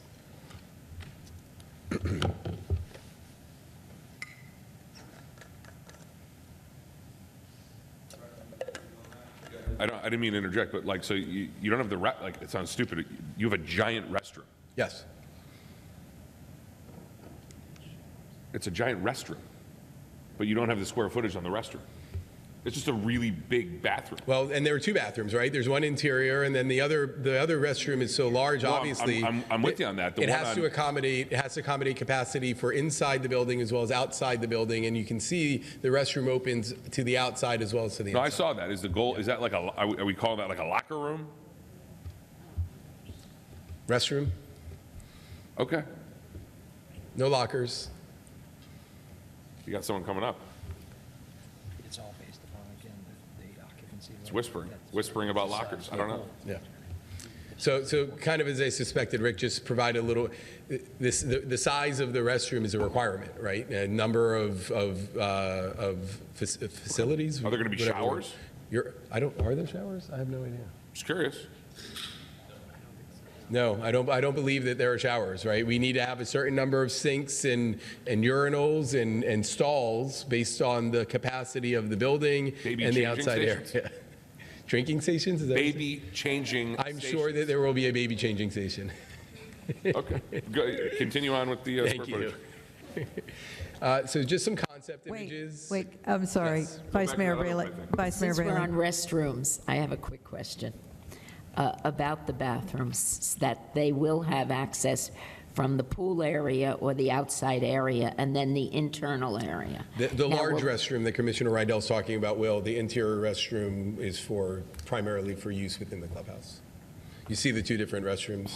You said primary use for the pool. So there's a very small restroom over by the party room there, right? So there's probably, I don't know, I haven't looked at the floor plan, so I don't know exactly what's in that particular restroom, but. Okay. Okay. I'm just concerned that they'll be separate. The external one will be separate from the internal. No. You can access from the outside and from the inside. My concern is, through experience, that people that are coming in from the pool area using the restroom sometimes will come in wet, and the floors will get wet, and then somebody using it from the interior will come in with shoes or regular street shoes, and it can be a hazard. So that's... Is there showers in the Windmore main pool bathrooms? Yes. Yes, there are showers. The shower thing is a little... There are showers. Yeah. Okay. I don't know. Maybe staff can help us on that, because I think that's a health thing. You have to have a shower at a pool. Well, There's an outside shower, like at a pool with the drain to shower off before you get into the pool, but I don't believe that correct me if I'm wrong, team, but there is no shower inside, correct? I don't believe we have showers inside the clubhouse building. First of all, I apologize because I didn't intend on bringing up the shower thing, but like I'm being serious. Sure. I'll wait for my comments and I'll. Okay. Go ahead. Go? All right. So again, concept images. A lot of this stuff, especially for those of you that made the field trip, although I don't believe any of these are specifically from the parks at Del Rey, but a very similar, modern, clean look and feel, which is very much the intent for the interior design of this particular clubhouse. And in particular, up in the top left-hand corner there, you can get a good feel for the concept behind that outdoor the outdoor area. It'll be an outdoor covered area. There will also be an outdoor summer kitchen within it as well. So this is what I would call a floor plan of the pool. What you can tell from looking at this, and I mentioned it earlier, but just like the clubhouse, there was a lot of thought put into the design of the pool area, the shape of the pool, the particular areas designed around the pool. At the very bottom of the screen, you can see 3 columns here. Those align with what would be that outdoor area that's going to have the summer kitchen and things of that nature in it. And then you can see on the, on the pool design, there's gazebos, there's chairs in several separate locations, multiple different covered cabanas, really giving someone that's coming to utilize the pool area optionality, deciding, do I want to be inside, do I want to be outside, do I want to be shaded? Plenty of room, as you saw with the size of the deck and the size of the pool, to separate from others that are using the pool area as well. One last item, actually, just to highlight, the pool area is fenced. It's fully secured. All of you, I believe it asks, some form of fob or other secured access fence that goes all the way around, and then obviously the building itself is secured as well. And then this area here, as you'll see on some of the renderings, is outside of the fence, and that is part of the greenway trail that makes its way around the lake. This is a comparison, just to give you a little bit more context. One of the commissioners suggested maybe taking the township pool, given it's one of, if not the largest pool within the city. So we did a little bit of homework. I would not tell you our numbers are 100% spot on, but it appears from our research that the size of the community is in the thousands. The pool size is about 1,200 square feet larger than ours in total, which, again, they're different designs and different shapes. And so the pool capacity for the Main Street pool, which is intended to service about 780 units, is 77 individuals. The pool within Township, and again, we understand they have a few smaller satellite pools as well, but an unbelievably large community, and that pool capacity is just slightly larger than ours. So just wanted to give you a little bit of a comparison for some context between the pool that we're proposing, because I know there were some questions about that, and another pool that's well known within the city. Scott, did you also have the capacity for the deck? Yeah. Yes. Hold on. I think I have it right here, actually.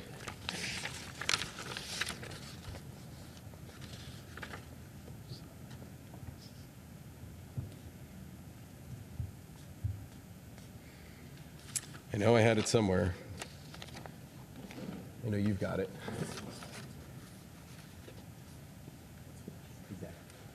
The size?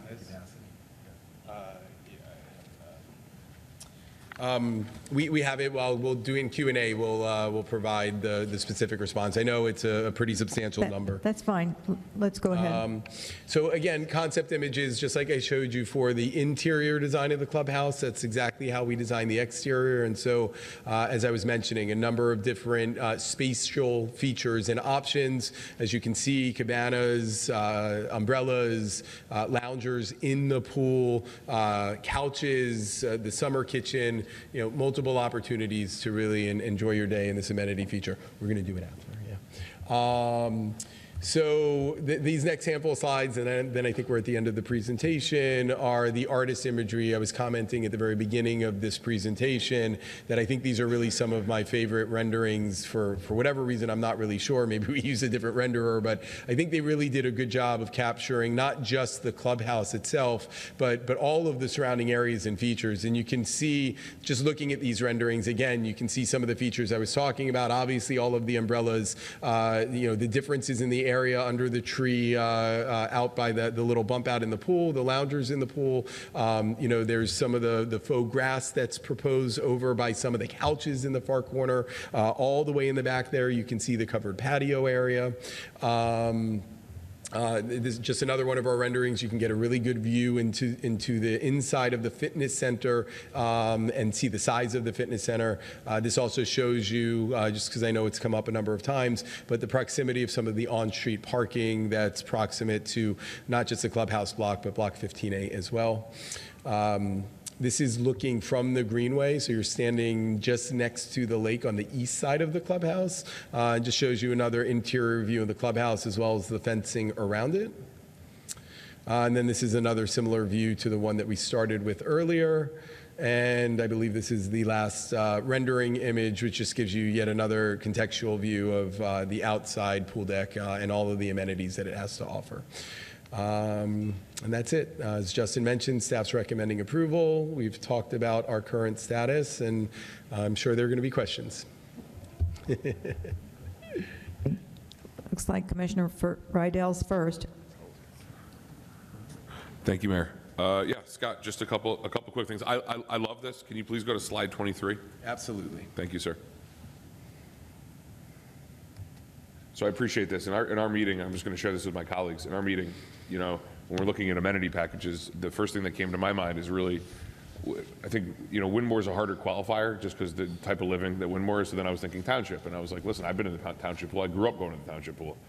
It's a big pool, and I did some research as well. So in TCMA, over 5,000 homes have access to TCMA's amenities. All right, granted, they have, maybe a court or two, and they have the theater, and they have things of this nature, but when we're talking about the pool, to me, that was my question I asked Scott. I go, I gotta look at this pool. It's a big pool, it's a small pool. The pool that when we went up to Delray Beach and we looked at that one, to me, that was a big pool. This one's bigger, you told me, than that one up there.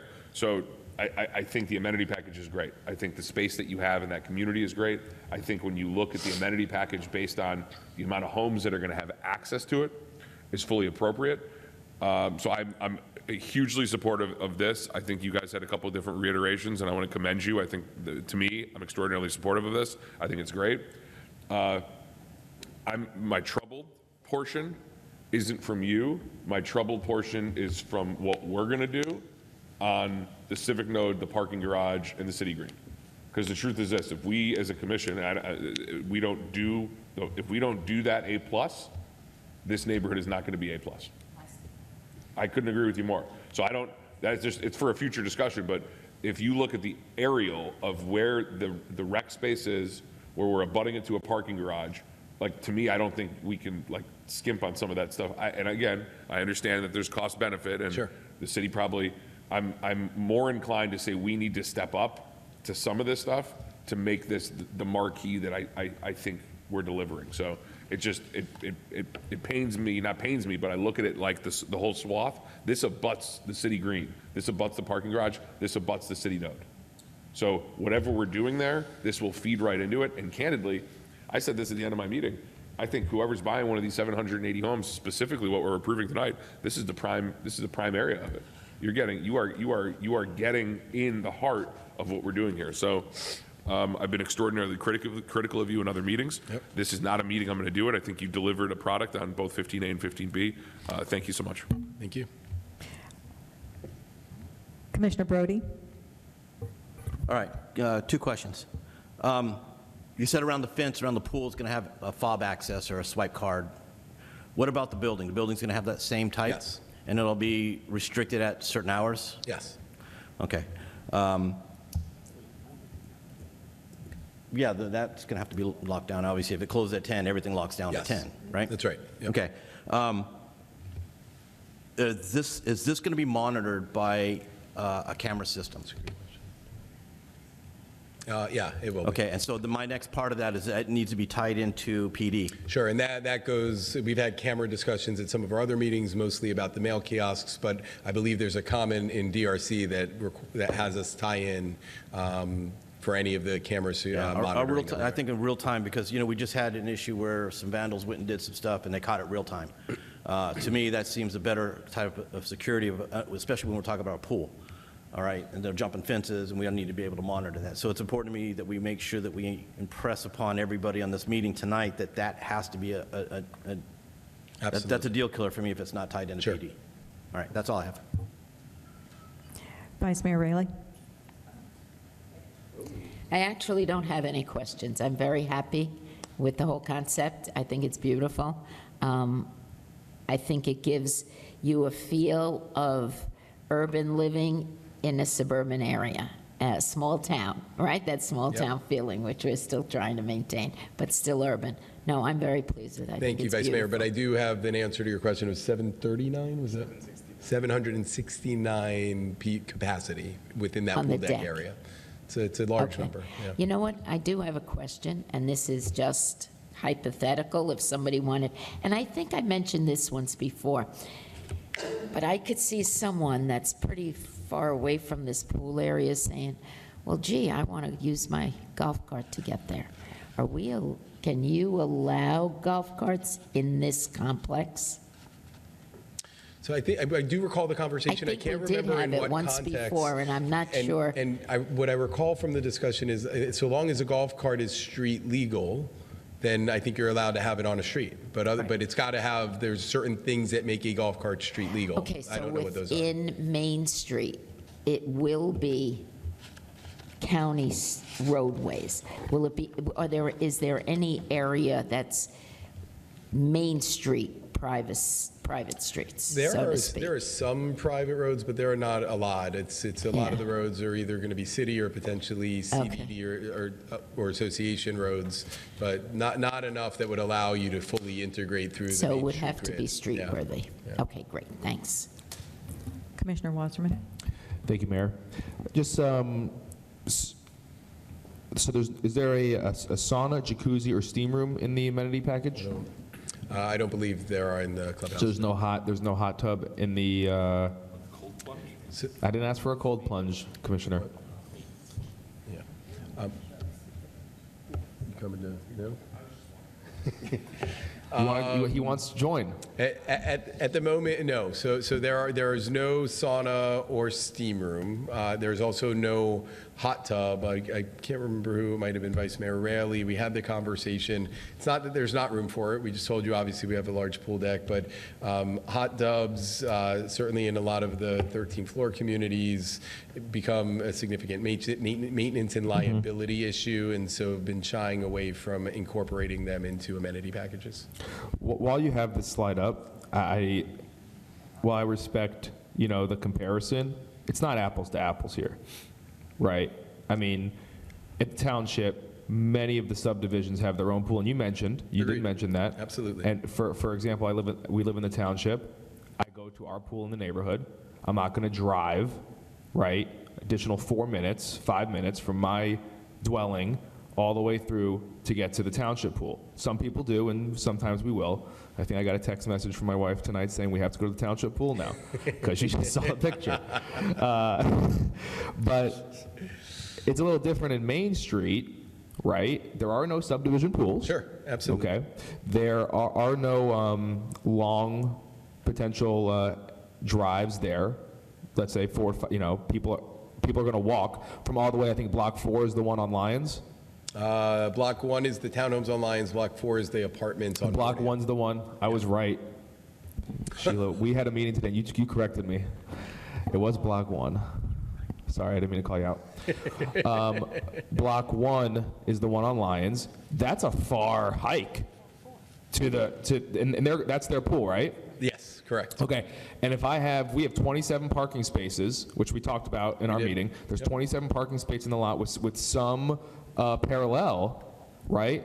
And I even spoke to somebody the other day mentioned it, that when we go to the pool, we're carrying bags. We have a lot of things. It might be a hard trek, right? To go all the way from there. They're going to drive. Sure. is 27 parking spaces enough? If it's a beautiful day, is 27 parking spaces enough with the parallel parking? We want to encourage. Now, I understand there's a garage, and it might be a flat lot down the road, at the beginning, but this is, I just want the commission to be aware of just to maybe get their brain going, and for the record, just, 27 parking spaces, 780 homes, beautiful day, a lot of people want to go to the pool. There's only one pool compared to many pools in the township. And I think that's all I have. I do also, I could sit and pick and prod on a lot of things, but from when we talked, super impressed. Thank you. I think you guys have really nailed it. We could, like I said, I can go on and find this, that, and whatever, and pick and whatever, but this is very nice. It's a good product. It is the focal point of what I think this area will be with, and I think Commissioner Rydell brought it up, with the civic node and the parking garage and putting, moving the pressure to the city to make sure that's a top-notch area. And no, I'm impressed, and I appreciate your time and your attention to what we as a commission asked for. Thanks. Absolutely. Thank you. All right, I'm going to wrap it up, and I really appreciate your going to the extra effort to not only provide us with the dimensions, but the capacity, because then when I can see how many people can fit in a space, then I have a better understanding of what it is that we're looking at on paper. Sure. And so I really, really appreciate that. Was helpful for me. And even the comparison with the pools. And I have to say that I believe that we as a city and the staff probably pushed to get this very premium product in the way of the amenities for the clubhouse. So I know in my heart that our city features are going to be equal, if not more so. I really do. So thank you for coming to the top and helping us make this happen. Absolutely. Because it's very, very, Very much looking it's forward to all beautiful. of it. Thank you. Beautiful. All right, let's get back. Are there any other questions from the commission? Okay. Does city staff have any questions of the applicant or the applicant's witnesses? No, I do not. Thank you. The applicant have any questions of city staff? No, Mayor. Okay, let's find the gavel. I'm going to open the public hearing. Are there any members of the public who would like to speak on agenda item 11 or 12?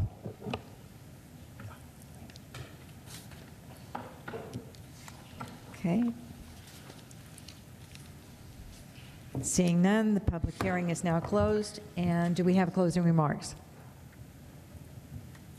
No, Mayor, I do not. Thank you. None from me. No. Members of the commission, got any more questions? All right.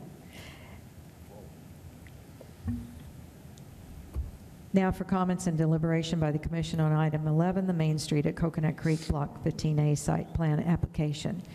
If none, is there, based on the testimony presented in the application's consistency with the Main Street PMDD and the city's land development regulations and comprehensive plan, a motion and a second to approve item 11, the Main Street at Coconut Creek Block 15A site plan application? Move it. Second. It's moved by Commissioner Wasserman and seconded by Commissioner Rydell. I'm now calling for a vote on item 11. City Clerk Kavanaugh, please. Commissioner Rydell? Yes. Commissioner Wasserman? Yes. Commissioner Brody? Yes. Vice Mayor Raley? Yes. Mayor Welch? Yes. So now for comments and deliberation by the commission on item 12, the Main Street at Coconut Creek Block 15B site plan application. If none, is there, based on the testimony presented in the application's consistency with the Main Street PMDD and the city's land development regulations and comprehensive plan, a motion and a second to approve agenda item 12? Move it. Second. Third. All right, I'm going to do my best. I believe Vice Mayor Raley moved it and Commissioner Rydell seconded. So now I'm going to call for a vote on agenda item 12. City Clerk Kavanaugh, please. Commissioner Rydell? Yes. Commissioner Wasserman? Yes. Commissioner Brody? Yes. Vice Mayor Raley? Yes. Mayor Welch? Yes. Thank you very all much, gentlemen. Thank you. All right, we'll now move to City Manager report. Good evening. Good evening. Please let me apologize to Commissioner Wasserman. I can't believe I had the numbers wrong. You were right. I admit it. Just a couple of updates. We do expect the design solicitation for the fire station to be issued on December 15th, and then we will be moving forward on that project. All is on schedule. I have sort of the bones of the new website, which I've tried to show you a little bit briefly. If you haven't had a chance to see it, just give me a call. We'll walk through it. But the sort of very cool part about it is that it's got the search button right up front, and it seems to flow beautifully. So we're making good progress on that. And probably most importantly, I'd like to wish Mayor Welch a happy birthday, and also soon a happy birthday to Commissioner Brody. So, thank you. I'll be 25. It's coming up on the 12th. I'm going to see how that works. And Commissioner Brody shares his birthday with my daughter, so great day. October 17th. That's all. City Attorney Pyburn. Happy birthday, Mayor Welch, and happy birthday, Commissioner Brody. Also, I wanted to mention, for those of you that may not be aware, at Tuesday's County Commission meeting, they discussed a possible amendment to the Broward County Ethics Code regarding gifts. So right now, you're limited to accepting no more than $5 from any lobbyist or contractor, whereas under state law, you can accept up to $100 without having to report it. And they're looking at changing that, especially for those types of conferences and things that are open to a bunch of people. They talked about initially, they were proposing to expand it to $25 to cover like lunch and that kind of thing. But it was discussed at the meeting that for the second reading of the ordinance, which is expected to be November 12th, that perhaps they revisit that and actually have it match state law of the $100, which will make it a lot easier to keep track of and to follow. That being said, for those one-on-one meetings, they did say they still wanted to set up some kind of parameters for that. So even though they may take it to the $100, they may set up some parameters if you're meeting one-on-one with a lobbyist or contractor. Stay tuned. I haven't seen the draft of that yet because I think that they were just asked to go back to the table and come up with that language. But overall, I think it's an improvement. I think it'll make it easier to follow and more consistent with state law. So we'll keep you updated on that. Just wanted to make sure you were aware. Thank you. Commissioner Rydell. Yeah, in that same vein, I was at the county commission meeting this week. I know there was the school board meeting as well that you were at. The county commission, Commissioner Bogan moved, so it was the set for the landfill, land use change, and the height expansion. It was supposed to be the set for on this to set it. Commissioner Bogan pulled it and tabled it to the 22nd for the set for, with the intent on a published agenda that it's going to be the 12th. So it looks like November 12th. I apologize. It looks like November 12th is the date. The good news is there was, I didn't speak. The goal was to kind of get some time with some of the commissioners before, right? Because I think they all anticipated somebody from the city speaking, anticipated me speaking.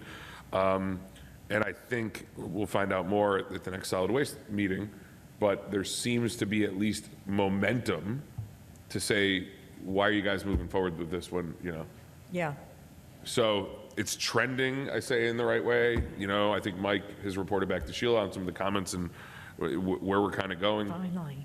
That's the only comments I have. And if we are, I would just urge Madam Rose through, I don't see Yvonne here, but we really got to, if November 12th is it, we got to start pushing that information and we got to start pushing that meeting. That's all I have. Commissioner Wasserman. Yeah, no, just one thing. The over in South Creek, the rubber speed bumps, the black speed bumps, got a couple of complaints. Off of Cocoa Plum Circle recently, we had I guess a traffic study there, and we actually had proper speed bumps placed in. Right? I don't know what you would call them, but they're actual like humps coming out of the ground. Right? where are we on, people have been complaining about, I don't know, where are we at? It doesn't really beautify the neighborhood. So where we are is those are basically temporary installations, that the speed calming devices would be part of the resurfacing. So the expectation would be that we would, when we do the resurfacing, we would do it as a package. But that resurfacing might not happen until after Margate completes their operations, is that correct? Yes, and we're working on an interlocal agreement with the city of Margate, where if they would agree to expedite the utility installation, we would limit how much resurfacing they had to do as part of their job, saves them a bunch of money, and it looks like two government agencies working well together. So we are trying to wrap that agreement together. So that would expedite the water situation 100% across the board? On both sides of the... The request that we've made to the city of Margate is that if they would do, right now they have only proposed portions of the neighborhood to have the water installed. We've presented an idea to them that if they would do the whole thing, all of South Creek, get it designed, permitted, and installed, we would not require that they resurface the entire roadway when they do that work. So it saves them a great deal of money. And we could do it all in one fell swoop. Okay, another question. The referendum they're doing, the bond they're doing, does that affect any residents in South Creek or Lakewood? Does that affect their tax bill? Does that affect their water bill? Are they going to be looking at incurring any of those costs? They don't have a vote in that process, so I want to know what's going on. So what I understand is that the rates that have been reflected in their water bills is in part because they're doing that bond issue, but it would not be part of their tax bill. It would be covered in their water rates, which have already been increased. One more time, please. So they've recently, Margate increased their water rates by 25%. In addition, there's a surcharge on the residents. But that 25% increase that they just implemented was intended to cover the cost of these improvements. The bond that they're doing is for their citywide infrastructure improvements. But that will affect South Creek, no? It helps fund the improvements in South Creek, but they would not be getting a bill. Okay, so they're not going to, so if Not that I know of, they wouldn't be getting a bill. Their water rates have already gone up. They might go up again. Okay. But we don't expect it. Okay. I'm sorry. Yes, No, I just want to chime in on that because I think me, maybe you, and the mayor were at a meeting where, I mean, some of the Margate commissioners spoke about prioritizing the funding of this, pushing things forward quicker rather than later. So I guess to answer your question, the people in Lakewood and South Creek are getting double taxed because they not only have water increase rates, they're getting banged with the service charge. But that being said, But they won't be carrying the debt service for the bonds. Right, and that's what I wanted to make clear. I'm agreeing with you on that, but it also is interesting because that bond referendum actually directly, I wasn't going to bring this up, it directly impacts a chunk of our residents. Of course. Correct. Significantly on the prioritization of that water project. So, and I don't know, so. And they're not going to say. And for that reason, Margate had proposed not prioritizing our area, and by offering to help save them a bunch of money by not requiring they resurface the whole road every time they open cut it, we think we've got them agreeing to do ours first. We don't have it in writing yet, but we are working on that agreement. And I'm sorry. So with the recent increase that our residents received from the Margate Water, that is in lieu of that is what our residents are paying compared to what the Margate residents will be paying with their bond? Is that correct? No. And Okay. I probably need to get more information on Please. this because I think our residents, everybody's water rates went up in the city of Margate. Correct. Ours pay that rate plus the surcharge. The surcharge, correct. And, okay, all right, so we can get more information for that for the next meeting. on that. Just some better understanding about the whole process would be really, really great. But now going back to the bumpers, the speed bumps, if we're talking 5, 6, 7 years down the road, why can't we do proper speed humps in South Creek? I mean, we're not even getting funding for the infrastructure, hopefully with the surtax till 2028 at least. Right. So why can't we, beautify the area, get rid of these clunky, chunky, dinky-dunky speed bumps, and do some proper speed humps there? I don't understand why. I mean, we're talking 4 or 5 years down the road. We can look at that. We have a limited budget for traffic calming devices, so we can certainly look at that. It would come before the traffic committee and see if we have the funds to do it. It is a separate line item. We're just trying to be efficient and install speed humps where they're requested and get through those first. Right, no, and what you did at Cocoa Plum Circle, I know, what's his name? Al, maybe. Yep, that's right. I know he was a big push for that, and it's been great. But listen, I would really appreciate if we could look into that. I'll get back to you on that one. Thank you so much. Have a great day.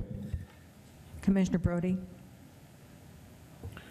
So I had an incident at my house, and I just, when somebody does something that I think that's out of the ordinary and special, I'm going to definitely bring it up.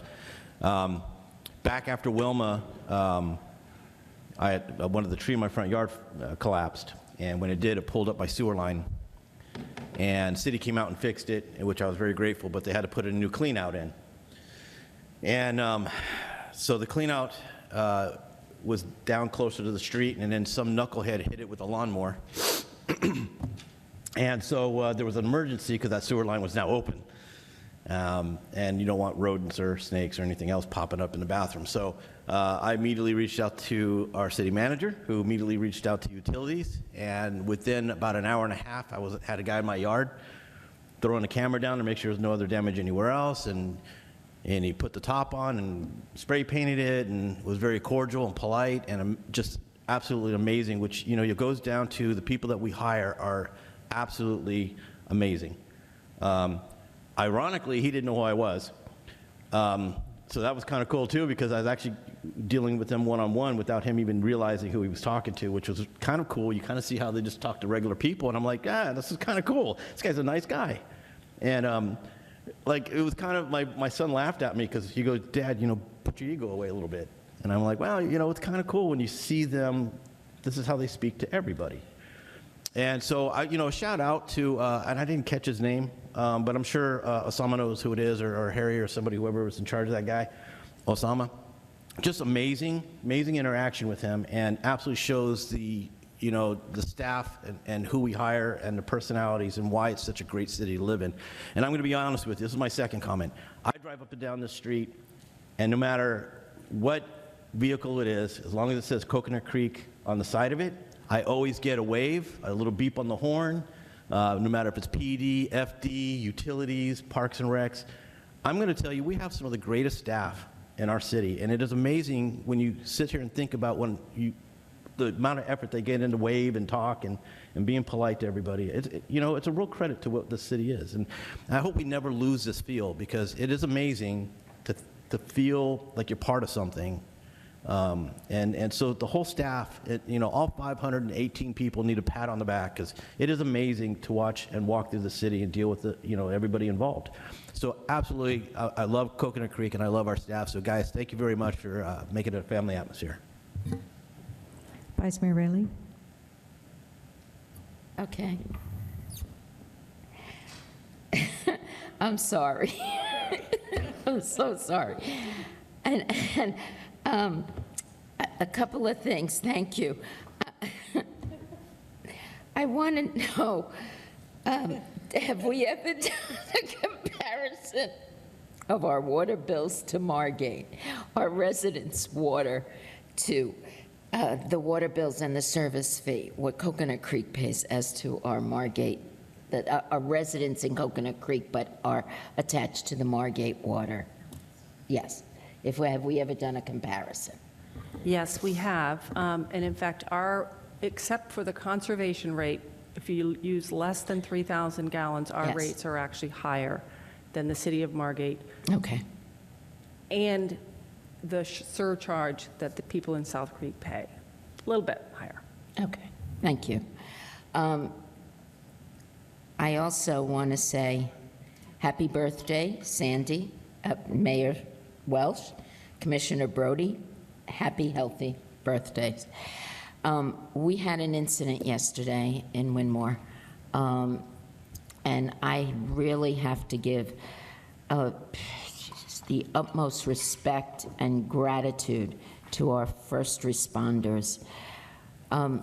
It was ironic that Mr. Backman had mentioned the liabilities or the dangers of a jacuzzi. We had a resident who shouldn't have been in the jacuzzi due to health issues actually spend time in there, and because of the storm, the area was pretty isolated, and I won't go into detail, but it ended up in his death. And but our responders were there in less than 2 minutes, and we had an entire crew of our paramedics and our police and our detectives, and they took charge of the scene with the utmost professionalism and respect, and it was a very emotional day, but again, it was I was very proud to be attached to the city. I just want to say thank you, even though, you know, maybe some didn't recognize me as well. But anyway, it was just, I want to thank you. I want to thank you guys in PD and fire. You're the best. And have a great weekend. I'm thankful we're safe and didn't get hit with the hurricane, but I do pray for those that did get affected, and it's going to be a long road for them. But thank you. Thank you. Couple of shout outs, beginning with our police and their reaccreditation, and how proud we all were of you. Sorry I wasn't able to go. I had a dental debacle, and I don't think you would have wanted me in the picture at that time. I broke a tooth. So anyway, and the next thing is the city clerk's, yeah, I'm going to have to start laughing. The city clerk's video promoting the ballot question, and our city clerk himself that made a presentation. I think few of us were there, and what a stellar job. I mean, I just can't quit saying what's happened out of the city clerk's office now just is amazing, and I'll leave it at that. And then you talked about the school board meeting. So they say a picture says 1,000 words. So Ken Brown and Bernadette brought this poster. She had small passed out to the commissioners, to the school board members. But what it was showing was all roads lead to something that is missing, and that was a middle school. Because you could go kindergarten through 5 and then stay in the same neighborhood and then Coconut Creek High School, but you had to go somewhere else for middle school. So I mean, even the school board members were lauding and applauding. They wouldn't let her take up the poster, but she did have enough copies around for the school board members, and I think they really got the message of how the missing piece did make a difference. And the superintendent did say during that meeting, which we almost fell out of our chair, about Lions Creek Middle when Nora Rupert brought it up, and he said that he had sent his operations person there the day before to observe the traffic debacles, and that he had approved them to move forward. I don't know what that means. I think Sheila's got the, yeah, well, to me that meant move forward and they pay for it, Bernadette got another perception. She thought it was moving forward and us paying for it, but the jury's still out on that. And I did get a call last week from the superintendent's office about Coconut Creek High School and their grade. Evidently, there was a data set that the state did not include, and they are now a C when it was factored in. It's devastating. Dr. Neer, so I said, well, what is the plan? And they said that they do have a plan to get them their B back. I don't know what the plan is. At that point, I didn't care. I just wanted to reach out to Dr. Neer and tell her how I wish we could support her in any way we could, but I can't even imagine how she gave that message to her staff and faculty that have worked so hard to get those scholars up to where they are today. So that was just not a good piece of news. But thank you for bringing up about the city manager making that presentation on the infrastructure, because that was a little hair-raising to me. So I think the jury's still out on that. But anyway, happy early birthday, fellow Libra. And unless we have nothing else, Move to adjourn. Thank you.